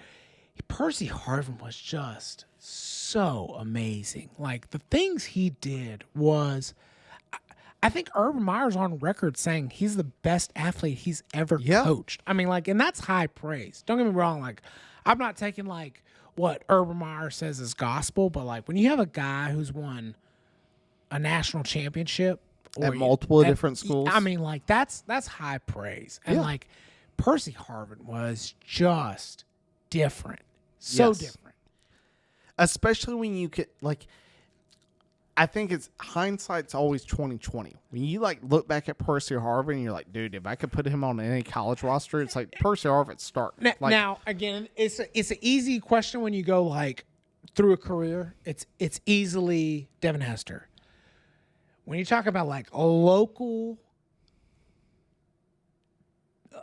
pure like height of their career, that one season with Dante Hall, dude, was amazing. God, I mean, you can get that type of production. He juked out the entire Denver Broncos defense. Dude, that one season, and that was like when the Chiefs were like finally like, hey, I think we might be good, like, like because the Chiefs have been terrible all the way up until that point. God, he was amazing. It was great. I'm not even going to talk about kicker or punter because let's be honest. Nobody cares. No one cares. You'll speak when you're spoken to. Yeah. All right. Let's. I know we're going on a rant. Let's, for the sake of argument, we're sitting here. We're talking. Who knows how long this episode will go on? Let's go college. Just pure college. Who's your quarterback? Tim Tebow. I gotta go Joe Burrow. Ooh. And I get like Tim Tebow over the totality of his career, but if you look at Joe Burrow's one season, like that final season, like it's hard to argue. You're right. I mean, but when you're throwing to Jamar Chase and Justin Jefferson on a pass-heavy offense, sure, I get it. Where do you put Cam Newton? He was going to be my next pick. Okay. And you say Joe Burrow, which is a great pick, and I'm not discrediting that, but like he wouldn't have even been my second choice. Cam Newton would have probably been my second choice. Okay, you ready for the undisputed? Running back. Reggie Bush. It's not close. Like, I love Herschel Walker. I love Bo Jackson. I love all these guys. Reggie Bush. We had a whole episode I've already published about Reggie Bush and the Heisman. I can literally only refer to you to the Fresno State game, and that's all you ever need to know. Okay. Wide receiver. I think this one's difficult because of how, like, you can't include any NFL accolades. See, and this one's different. This is where it becomes difficult because it's like I picked Tim Tebow. That completely changes who I'm looking at as far as wide receiver versus Joe Burrow. You know what I mean? Yeah. Right. So like, I don't know. Right. Like if you're just going off of pure wide receiver without any other things, it's difficult to pick. You know a guy I throw up there that I don't think is even mentioned in NFL ranks. I think it was extremely good. Give me a college. It's Texas Tech. Michael Crabtree. Dude. Yeah. Well, yes. And then you listen. Look. You look at the system. You have Graham Harrell, which, you know, him and of itself is like whatever. It's Mike Leach, dude. It's the Mike Leach system. I mean, Mike Leach. But Mike Leach ran that offense forever at Mississippi State, and no one compared at wide receiver to Crabtree. You're right. Crabtree was amazing. Right. He was. And I still think that some guys from the NFL transverse, like Megatron was dominant at Georgia Tech, dominant. But then, like, I also sit back and look at college, and you go, out of Oklahoma State, you got Des Bryant and Justin Blackmon. Both of those guys were like extremely dominant during their time. I always think of that one. It was like a middle wide receiver screen from Randy Moss at Marshall, where he's just like hurdling dudes, like it's like a freaking track meet, dude. And you watch that, and you're just like, it's not even fair. Like, he's on a different level than every other person. And again, it's easy to look at that and kind of think about like what he did in the pros and know, like, yeah, that guy's amazing. It's difficult to think about that from a college perspective. Yeah. But well, another position that's transformed in college is tight end. Like, let's be honest. Jeremy Shockey. Oh, Shockey was dominant. Like, I'd almost all Jimmy Graham. Bowers at Georgia. Oh, yeah. Like, he's got to be up there. He has to be top 3. But, like, no one's considering Travis Kelce. No one knew he was. No one knew who Rob Gronkowski was. Not a chance. Like, Antonio Gonzalez was good, but nowhere to the standard. Not a chance. When you look, I would argue almost that Jeremy Shockey is your guy coming out of college. It was Jeremy Shockey. There was a few out of Iowa. Or it's Brock Bowers. It may be Kyle Pitts. Who was the dude out of Notre Dame? You talking about Eifert or Meyer? No, a couple of years ago out of Notre Dame. Eifert was the guy that went to the Bengals that was like putting up stats. It might have been Eifert then. Eifert was fantastic. But from that's like the position that I feel like gets underscored in the NFL is guys can't figure it out. And like the college system isn't designed around the tight end being an integral part of the offense. But in the NFL, it's like, this is the mismatch. Yeah. Like, this is where we create the problems for a middle linebacker or safety or corner, whatever you want to put on them. And it's where it gets highlighted. Yeah. But in college, it's just not an integral piece of the offense. Like, because as dominant Brock Bowers was, he wasn't also like the Heisman finalist. And which is sad because you watch these games with Georgia, and it was like they would struggle all of a sudden. Like first half, it was like kind of weak, and you're like, oh no, this might be the game they lose. And then second half, they would come out and then just start throwing to Brock Bowers, and it's like, why don't you just do that the whole game? Nobody can guard that dude. And you realize, like, if they would just done that the whole game, it's over, right? Like that was Brock Bowers. Brock Bowers was that guy. Hulk hands. Oh, then I go to defense and I sit back and I think about defensive secondary of like, I would say that the cornerback for the Jets right now, Sauce Gardner, has to be like top corner. Well, you know who I thought was going to be that guy that just hasn't quite panned out was Akuda for I think it was Ohio State that went to the Lions. Was so good. He was so good in college. So good in college. Just didn't quite pan out. Never materialized in the pro.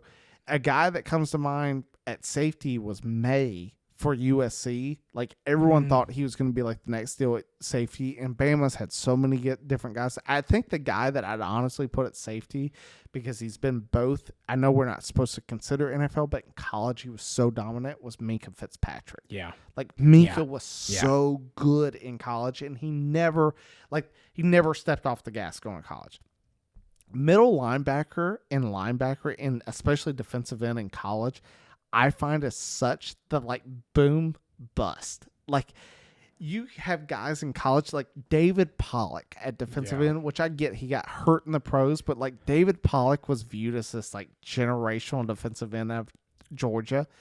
Got to the pros, he got hurt, which I get, but at the same time he wasn't like the generational talent that guys see like coming out. And we've talked about so much of like guys in college, like this transition to the NFL. It's tough, dude. That the skill level increase is just a different level.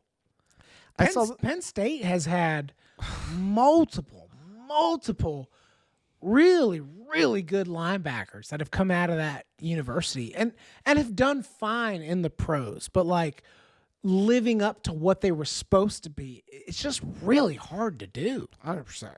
It's so difficult to gauge a guy from college to be like, what is, and you've talked about this a lot, which I think it's why we've talked about Caleb Williams and the situation he's stepping into with the Bears. Like I think I'm going to mess up his first name, Talimbi Hali. He was a defensive end out of Penn State that was supposed to go to the Jets. He was supposed to transform the Jets. And it's like, it's just one guy. Like, he can't make the defense that much better. Yep. And it's like, if you had taken this guy and put him on the best team in the NFL, like, where does he end up? Probably way better. Yeah. Like, it's way better than what he was. Yeah. And it's the same thing. Like, I also sit back and I go, well, if TJ Watt or JJ Watt didn't go to the Texans or the Steelers and they had went to a like perennial powerhouse. If like, Mark Sanchez wasn't on the Jets, right? Like, I mean, like it's easy. Like that's what it is. I've hated on that statement from this time that you said it.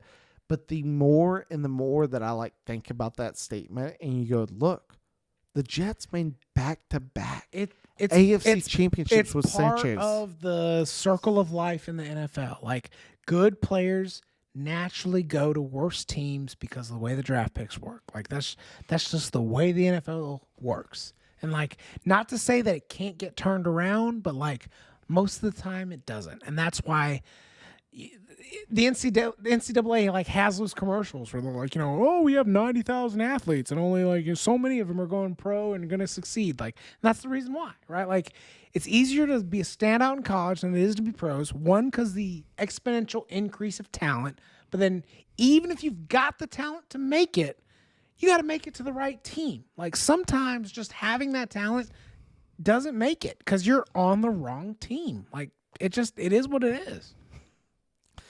I don't know if I said this with Pops or with you, but like you saying that, like from my childhood, I go back to Reggie Bush and I'm just like him. You think about offensive minds, and especially now that he's like went to the Broncos, like I get that he had Russell Wilson and everyone wants to be like, Russell Wilson's a problem. But everyone, even us, we thought like, we said in the preseason that like, hey, Sean Payton going to the Broncos is going to make them better. Yeah. And it was like, it didn't. Like, they were still the same Broncos. And I sort of sit back and go, well, then it was Drew Brees. Like, you sit back, you had a Hall of Fame NFL quarterback, and you succeeded based upon his back.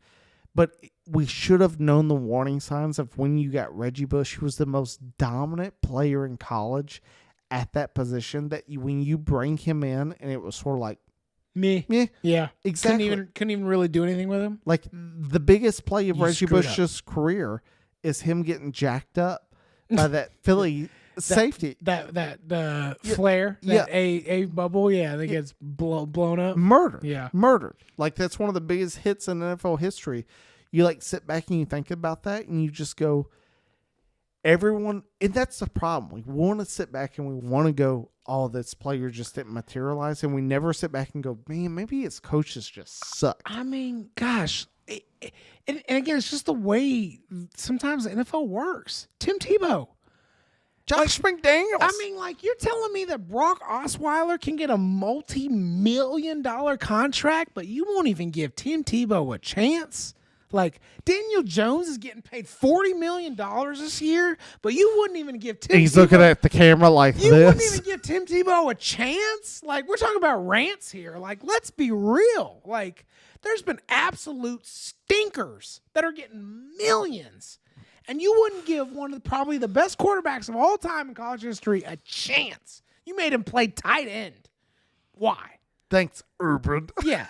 Why? I agree. It's because Mel Kiper said he didn't have the intangibles. Like, sometimes it just doesn't happen. Mel Kiper is the worst thing that happened to the pros. Joke. It's a joke. In history. Like, but what you bring up, Tom Brady said something, and this is sort of like my take with Caleb Williams. We're going to sit back and we're going to judge Caleb Williams by what Caleb Williams does, but we never really sit back and go, well, like, who was the offensive coordinator and the head coach around him? Like, did he have Andy Reid? Did he have this, like, amazing, like, head coach that, like, knew how to groom a quarterback? Or did he have Eberflus? Like, I, like, sit back and I look at that. Keep my offensive coordinator's name out your mouth. Don't say that. And it's like, that for me is like such a big point of like how many is. Like I told Pops, and I think I told you, it's like we look at Baker Mayfield this year, we're like, oh, he had a really good year. And it's like we don't even acknowledge the fact that he had to play with Freddie Kitchens and Hugh Jackson like for years.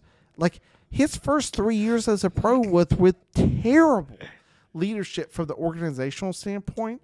And it's like he still got them their first playoff win in 20 years. Like, that's unbelievable, but they still let him go as their quarterback. Like, it's such a difficult system in the NFL, and I think that's why, like, especially, it's so funny. Like, we're able to name these quarterbacks and running backs and wide receivers. Like, we're able to name the skill positions with such ease, but when it comes to the head coach, you're just like, ugh. Yeah. Like, yeah, I get it. And even more so with like the offensive coordinator. Defense coordinator, like even defensive coordinator, you're just sort of sitting here like, oh yeah, I don't know who I go with. 3 like, years ago, you would have thought Matt Patricia was like the best defensive coordinator of all times. Yeah, and then you see him without like, he goes to the Eagles skill, and you're just like, God, that guy sucks. He's a cancer. You from high school? Yeah, like God, start unload some docks in Philly, take apart that Titanic and ship, somehow still has a job. That's the worst part about it. Like that is, I think, the biggest foul of the NFL is so many organizations are like, this guy sucked, but he'll do great for our organization. Like, let's just keep hiring Jason Garrett. Like, let's just Mike McCarthy. That guy was a mouth breather over here. I swear he'll do better for our organization. He'll turn it around. Like, what about the terrible performance over here made you think that somehow he's going to do great for you? And that's the thing with Bill Belichick and the Falcons that I sit back and I look at. I go, Raheem Morris coached the Buccaneers, and he failed. Proven failure. Fired from it. Don't get me wrong. Is he a good defensive coordinator? Yes. I sit back and I go, who's the guy that's won six championships, 6 Super Bowls? Bill Belichick. And he's won even more when you consider him from a defensive coordinator perspective. The fact that Bill O'Brien still has a job just goes to show you how inconsistent that whole situation is. Yes. I mean, like, should not even, based on record alone, like, right?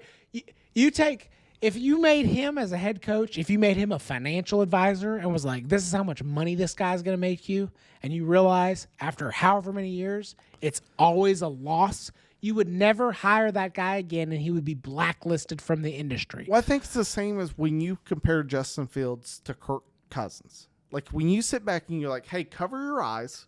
Okay, head coach. Who has the better chance of winning you a Super Bowl? Yeah. Bill Belichick or Raheem Morris? Yeah. You're like, Bill Belichick. Bill Belichick. Guaranteed. Guaranteed. Yeah, but why would you hire the other guy? And they did. Yeah. And that blows my mind. And guess what? You hit it here first. Atlanta Falcons ain't going to the Super Bowl.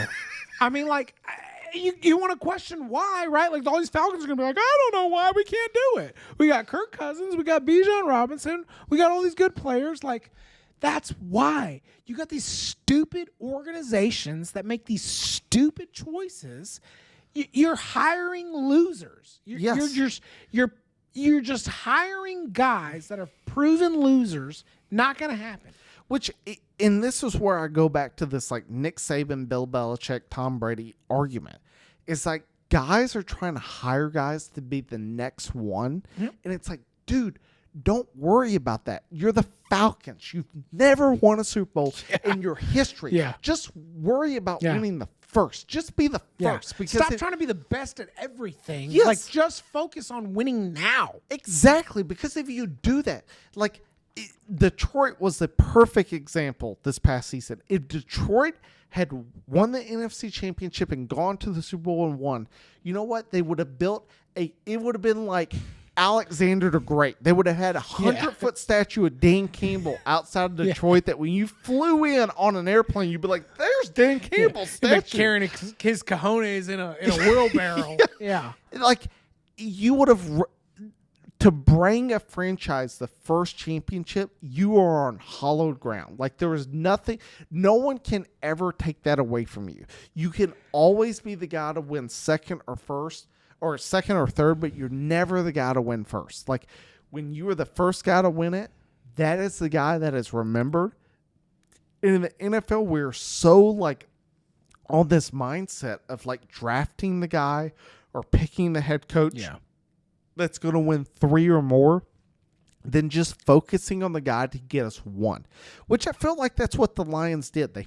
They hired the guy to get them a championship, which is Dan Campbell, and it's like it's working out. Like, this is why they're good. It's why they made the NFC Championship for the first time in this century since the Dallas Cowboys. Like, and it's also why the Dallas Cowboys haven't made the NFC Championship. Like, they're trying to hide how they hire it, and the decisions they make are so different in terms of, like, the totality. It's like the Lions are playing the Rams game. They're trying to just win one. Like, I want this one championship. Whereas the Cowboys are trying to create the next franchise. Yes. And the dynasty. It's never going to happen. And when you look at it from that perspective, you just sit back and you go, dude, these are so different. Yep. Like, they're so different. And but it's also why, like, both franchises, like, and I get, to win a Super Bowl, you have to be different. Like, it's why the Chiefs won. Why did they win? It's one answer. It's Patrick Mahomes. Easy. Like,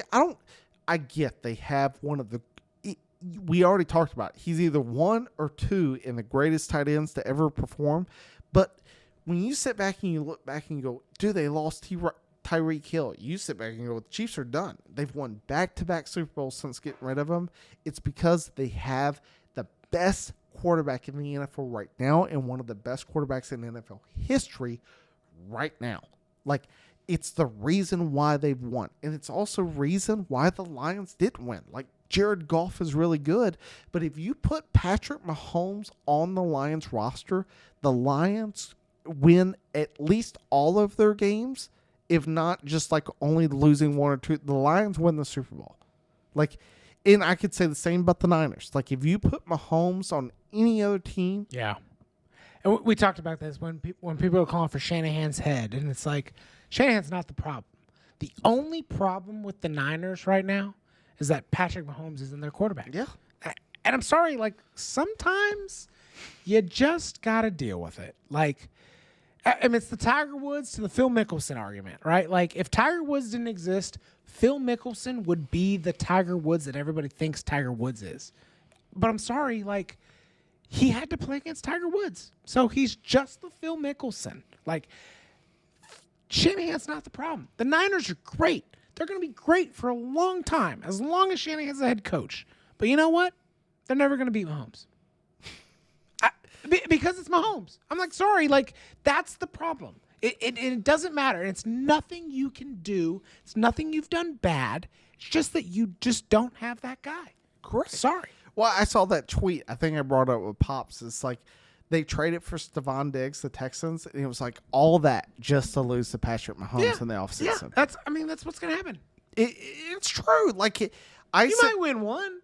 Like, I hate to be a spoiler for our, like, right before the season begins episode of where we're, like, talking through, like, the teams, but it's like after last season, it's like, dude, I'm not picking anybody to beat the Chiefs. The Chiefs were the worst the Chiefs have been in the last 6 years, and they won the Super Bowl.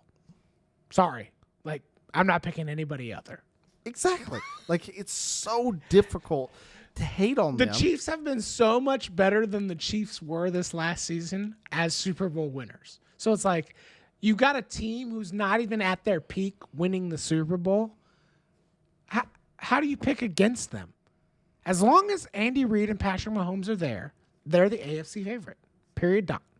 They might not win every game, but it's just like the Pats and Bill Belichick, right? Like, you got Tom Brady and Bill Belichick. I'm sorry. Yeah, they might lose to the Giants after an undefeated season, but, like, I'm not picking against them. You know what I mean? It's true. Like, you know, like, they may lose. Like, I'm not saying it's guaranteed, but I'm not going to pick against them. It makes the argument that much richer when you, like, bring in all these components. I think that's what makes it. It's like, it's why I love both. It's like I love college football for what it is, and I love the NFL what it is. I saw this tweet the other day that was like, people may hate on Nathan Peterson, that terrible quarterback that, like, every time he came into the game as a starter was terrible. But it's like, no college team would reject him. Peterman. Yeah, Peterman. Yeah. Like, it's like, as bad as he was in the NFL, Peterman. he would have been an amazing college quarterback wherever he played. Sure.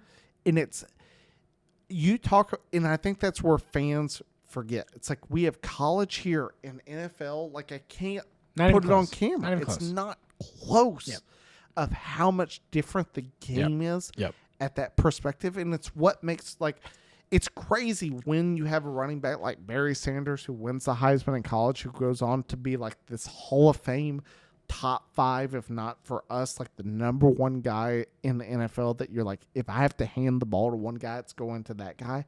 It just doesn't happen. Like, one of the craziest stats that I always bring up with a Heisman winner, you already know the answer because I've told you it like a million times. And if you get it wrong, I'm going to just punch you right this episode.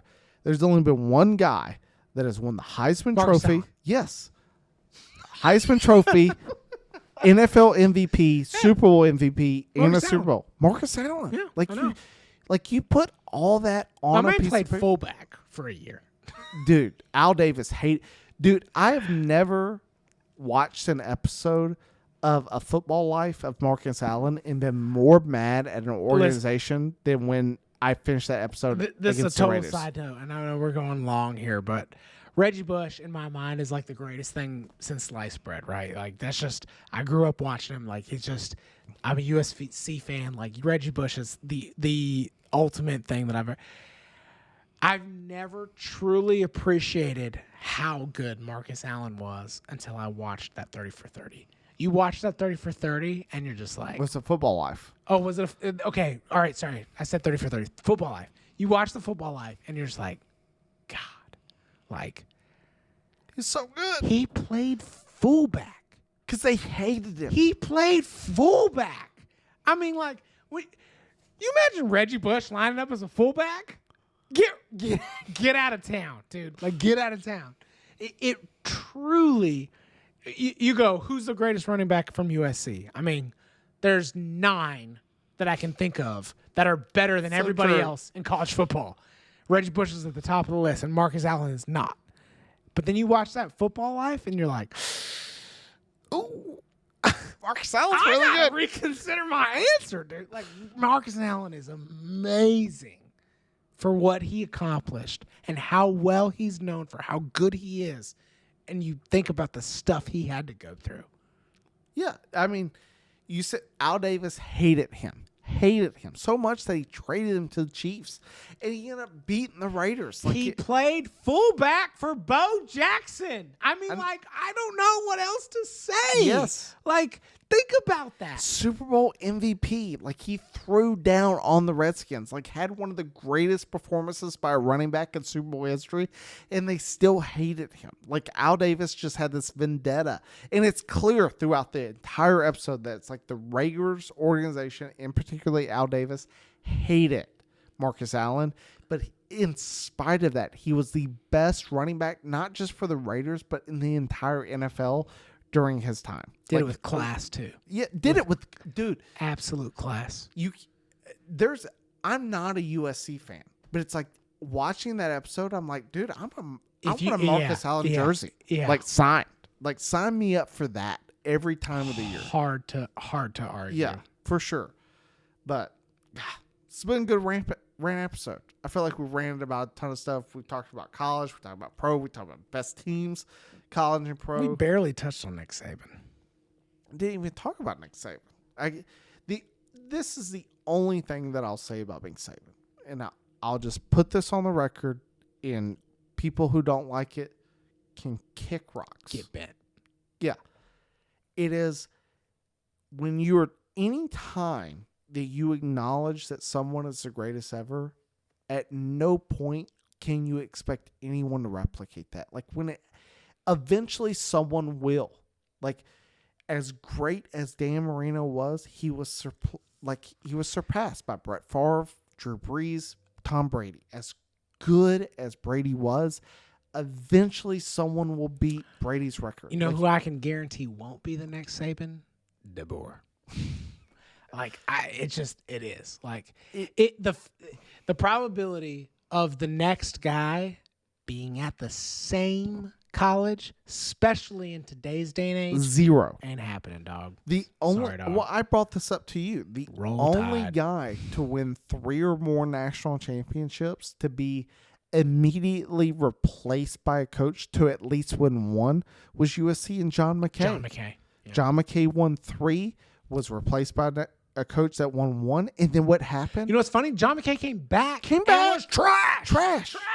Trash. Now, I mean, he wasn't trash, but like the team was bad, right? Well, they just didn't win a national championship again. It's the way it works. Like, it cycles, especially in college. It just doesn't happen. And I feel bad for Caleb DeBoer in that's like that you're expected Monster to replace the shoes guy to that fill. won 6 national championships. Never gonna happen. For that school, 7 overall is considered the greatest football coach of all time.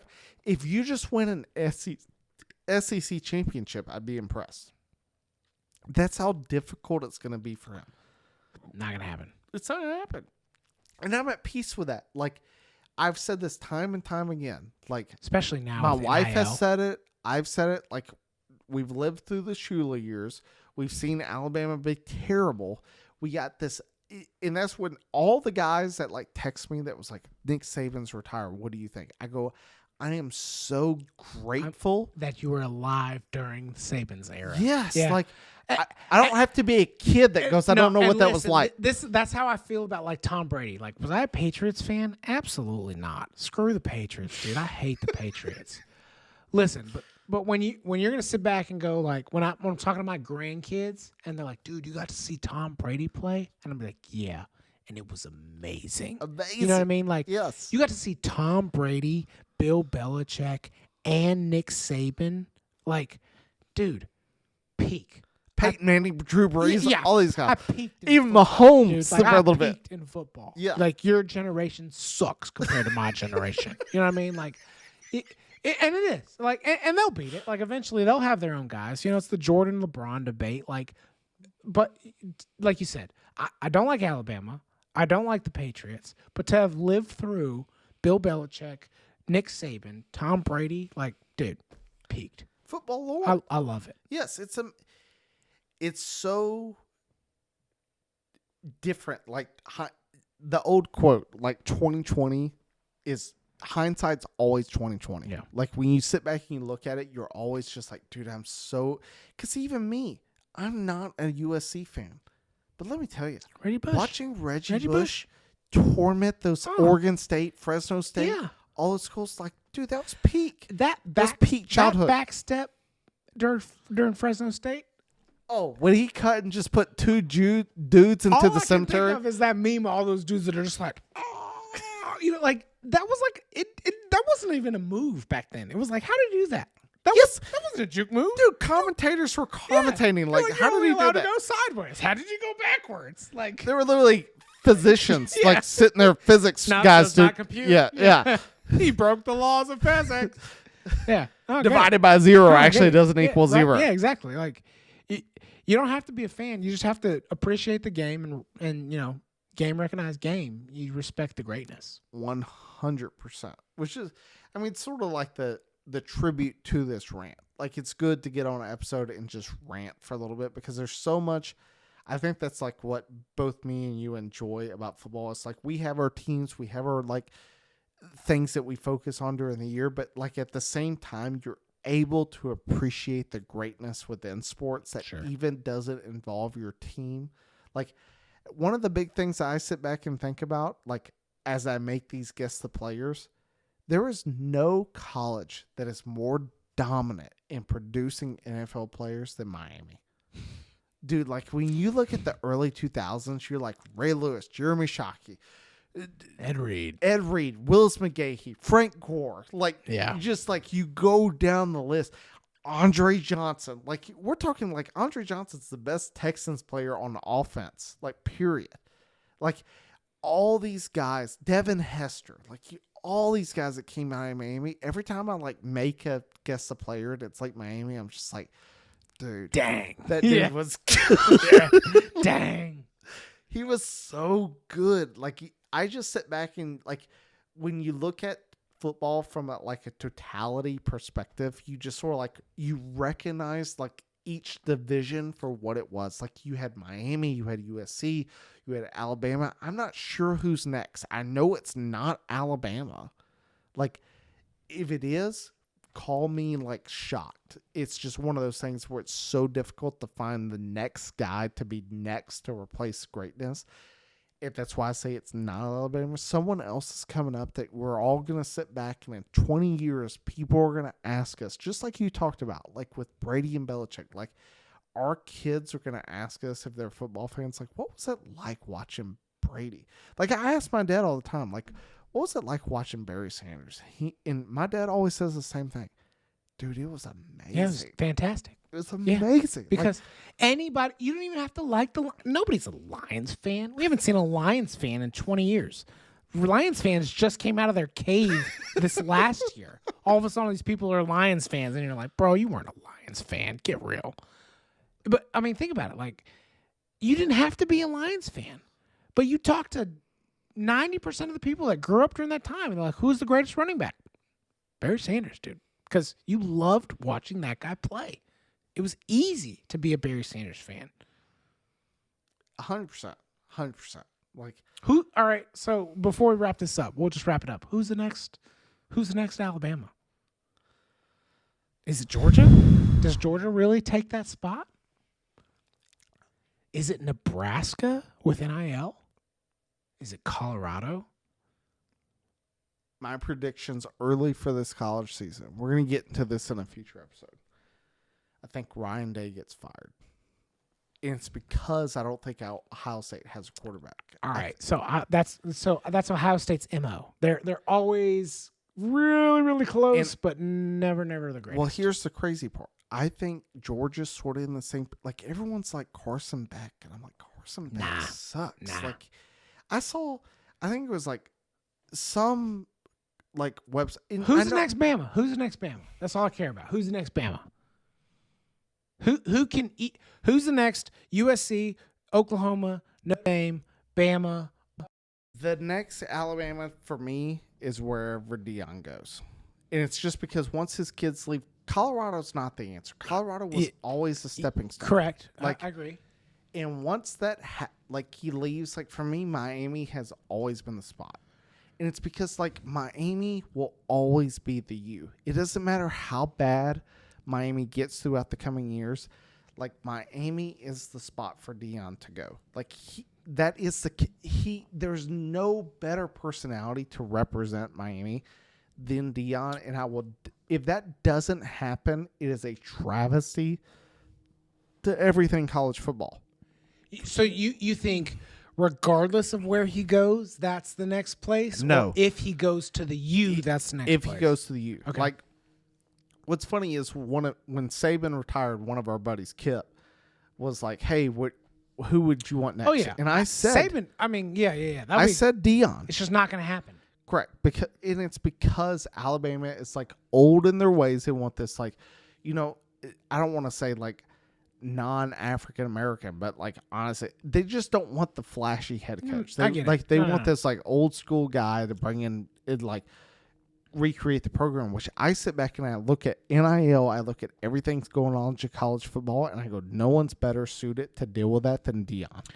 Yeah. Like, Deion brings the firepower from a head coaching perspective to be good on the recruiting trail. Like, if you put him at SEC school, you're like, dude, that school is destined to be great because of his recruiting factor from being Deion, more than Kirby Smart, more than Nick Saban's gone. And that's the thing, like, as good as a recruiter he is, he's gone now. So whoever can fill that void from a recruiting standpoint, I think is destined to be good, which I think is Deion. You don't think the ACC troubles have anything to do with that? The ACC is going to, I said this, I don't even know if it ever made it on an episode because I don't think I really ever talked about it. The ACC is going to come apart. Sure. Clemson. So that I agree, but that kind of gets to my point is like, if the ACC falls apart, where's Deion in Miami? How's that work? Deion's going to another school. As soon as his kids leave,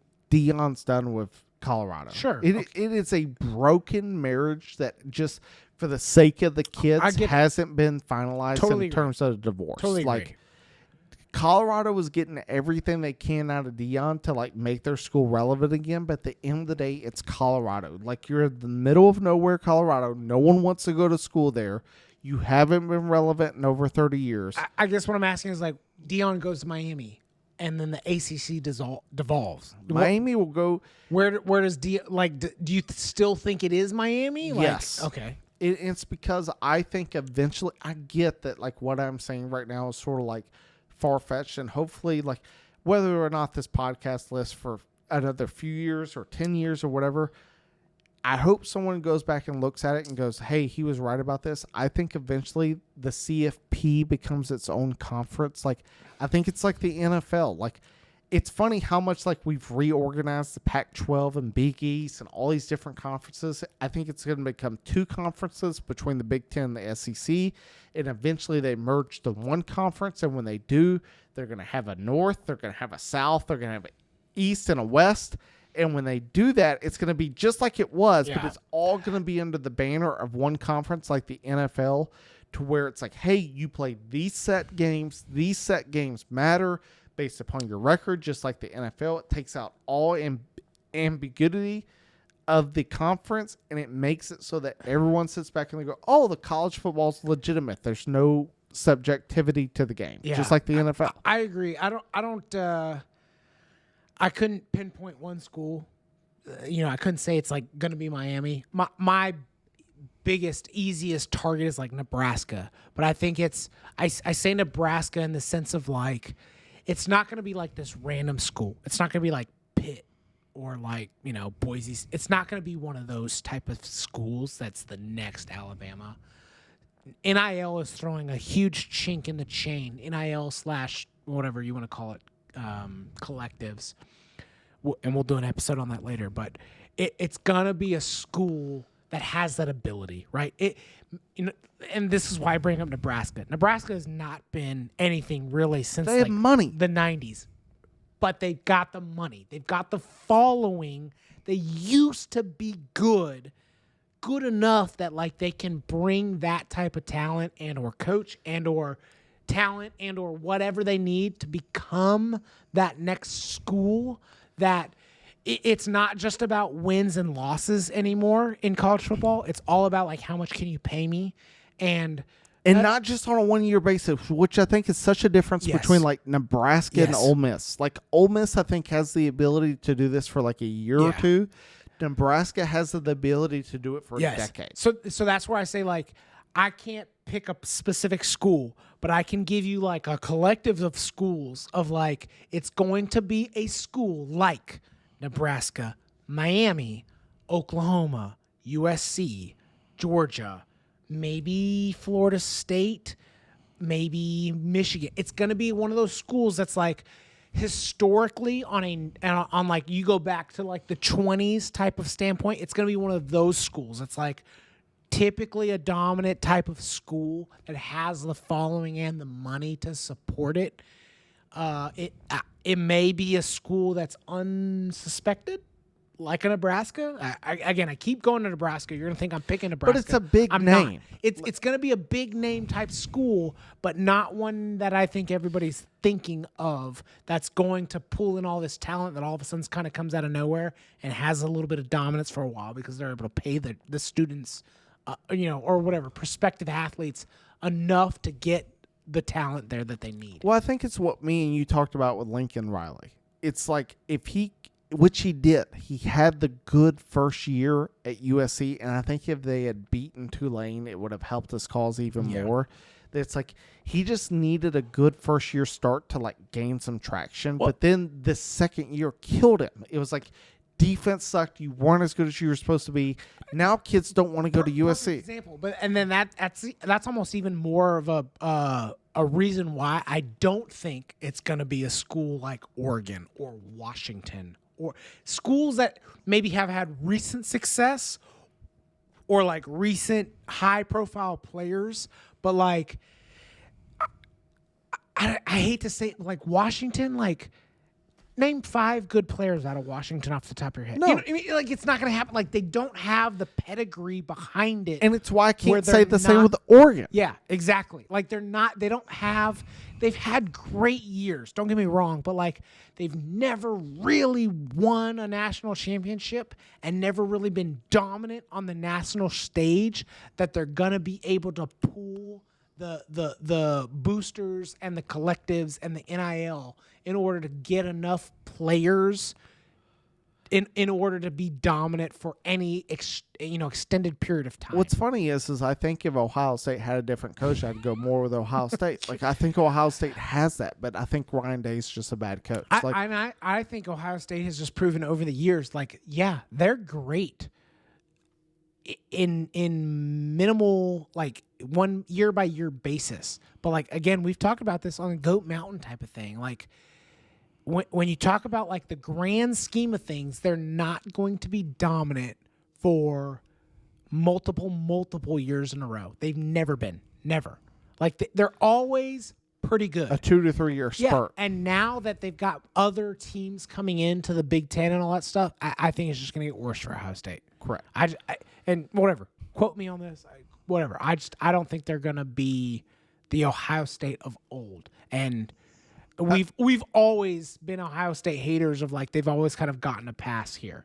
And now that I sit back and think about where I go, okay, boosters matter. This schools matters. I think they have a good head coach in place. I think a school that is going to be reckoned with is Texas. Sure. Oh yeah, Texas again, and one of those like kind of older schools that's like they used to be in a heyday, but like haven't really had their time. They have the money, 100% to make 100%. it. They have a head coach in Sarkisian, who I think is an amazing offensive coordinator. Like if you put a gun to my head and said who's the best school to win, I'd have a hard time arguing against Texas. Yep. It's just because of that standpoint. Which you bring up a great point. It's going to be a school that for sure I think is still a brand name. Yes. Nebraska is still brand name. Yes. Like no one doesn't know who Nebraska is. They're always sold out still. But it's never going to be a school like UCF. Yeah. Like no. Don't get me wrong. BYU's won a national championship, but that was 1 year out of the past 80. Are there rare things to happen? 100%. It's just that's not how college football is formulated now. Like, it takes a dramatic effect of injuries, which I think the playoff helps a school like BYU that's maybe like, hey, you sneak in sort of like a Boise State, you shock a few teams and you're there. Look, if Kirby Smart stays, it could be Georgia. It really could be. I mean, like, this was a fluke year that, I mean, they should have made it. We've talked about this on many different occasions. They could have made it, should have made it, whatever you want to call it. They could still just continue. This could have been a fluke, and they could just continue their dominance. But Kirby, and I'm not taking anything away from Kirby beating Alabama in the national championship, but at the end of the day, Kirby Smart was 1-5 against Nick Saban. And that's what I'm saying. Nick Saban's gone. And against Nick Saban and one of the poor teams that Alabama's had, even with a Georgia undefeated dominant team going into the SEC championship, they still lost. I mean, but like, who's going to beat them? But I'm saying that in terms of this is Georgia's time to shine. Like, Georgia has every reason to be that team in the SEC. There's everyone's like hyping up Ole Miss. This year could have literally be, when we look 10 years from now, could just be that small little blip on Georgia's radar where it's like, dude, out of the 10 years, they won 7 national championships, and that 1 year was Nick Saban's last year. Yeah. Like, that could literally be like how it unfolds. 10,000%. That's the type of season that we're going into, in my opinion, is I think that we're going to have a lot of teams competing, but it's really about who of the blue bloods of college football are going to compete. It's not going to shock anybody. I couldn't say it any better. That's the of who's going to win. Yes. Like, Michigan, Nebraska, USC, Oklahoma, Georgia, Alabama, like those are the schools. That's it. Yes. No one Miami, outside of the Power Five is winning. That's it. Plain simple. Especially now in the NIL deals. Yes. 1,000%. Which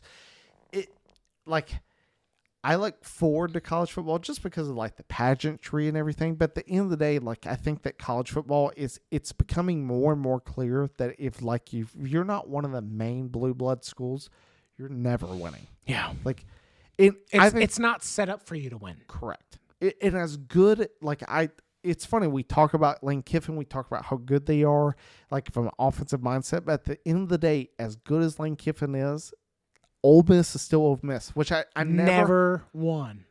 Never happening. Never going to. They have the confidence of Alabama and the trophy case of Vanderbilt. Like, they're just terrible. Like, they can't win when it comes down to it. Like, they go to Georgia, they get the bright speed off of them last season. Like, here's your chance to, like, upset Georgia, put yourself in the driver's seat of the SEC championship. You can't do it. Like, that has always been Ole Miss's, like, operating statement. In this statement, this year, they don't have to play Nick Saban. They don't have to play Alabama. Everything's open in the SEC. And I would argue everything's open in the Big Ten. Yeah. Like, as bad as, like, Lane Kiffin was, they don't have Caleb Williams this year. You got Oregon transition, Washington transition. You have all these schools going into it. Michigan doesn't have Jim Harbaugh.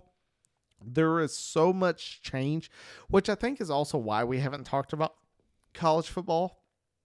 Is there's so much change. Yeah. It's hard to predict. Yeah, we don't know where everything is even settled right now. If you held a gun to my head, how do you think Michigan's do it? I'm going to be like, they're going to suck. Yeah, I don't even know. Yeah. Plus their quarterback, running back, and head coach. Terrible. I guess. Michigan should be like one of App State again. Week 1. Oh my gosh. That greatest games ever played for a non-FBS school at the time. What a crazy game. Those are the type of things that I sit back and I think about, that I just go, dude, that's what makes college and the pros. It's like, as bad as the Chiefs were this last season, they were still the Chiefs when it mattered most. Like, and what's crazy is, as good as the Texans were during the regular season at times, when it came time for the playoffs, the Texans were still what we thought the Texans were when they played Baltimore. Like, that's the NFL. I find that as non, I want to say betting, like from a money side perspective, as non, absolutely unpredictable, predictable during the regular season. It is when it comes time for the playoffs.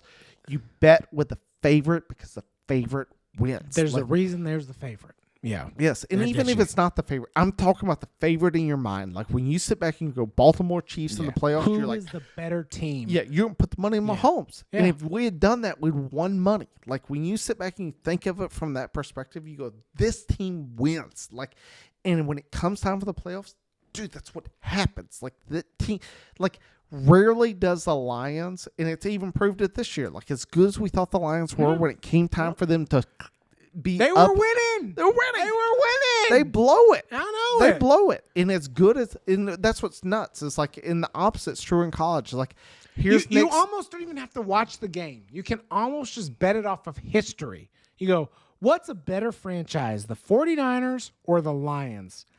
I'm going to pick the 49ers. And you would have won. You would have won. Yep. It's so true in the NFL, and that's what's so like when you think about all the adversity Michigan been through. Like if you were better, who you put money on versus Alabama, Michigan? You put money on Alabama. It's like, dude, history proves it right. History didn't prove it right during that game. Michigan won the game, but it's funny because every single game I was like, I only picked the Chiefs versus the Dolphins, and the Chiefs won. But then the next week against the Bills, I'm like, the Bills. The next week against the Ravens, I'm like, the Ravens. And it wasn't until the Super Bowl I was like, I'm tired of losing. Yeah. Give me the Chiefs. And the Chiefs win. It's like, it's one of those ones where it's like, I find that common sense in the NFL makes more sense in the betting lines than it ever does in college. Yeah. Which is crazy because you picked way better games. You were the winner of the NFL line prediction throughout the year. I got the college. Like, I find college is more heart, pros is more logic. Like, if you sit back and think about the logic standpoint, I still remember we sat down in the office and you picked NFL games, and I was like, dude, you're crazy. You went like 13-3, and I went like 4-12, and I was just like, man, I should listen to Maul more. Like, it's true. It's true. But, this has been a good rant. Yeah. Huge rant. I'm Huge pumped. rant. So, that sort of wraps us up. You got anything else to rant about? No, I know. I got to go to bed. I got to play golf tomorrow. I'm pumped. Yeah, that's the big thing for us. We got together today. For you guys who don't know, we only got a few followers on YouTube and everything else, so I can just say this, I'm glad for you guys that listen. Hopefully this episode, takes us off. We appreciate you. We appreciate you. Hopefully this episode takes off with a good rant, but it's good to get on. Time to close shop. Time to pull chalks. Outside of that, you got anything else? Nope. See you next time. See ya.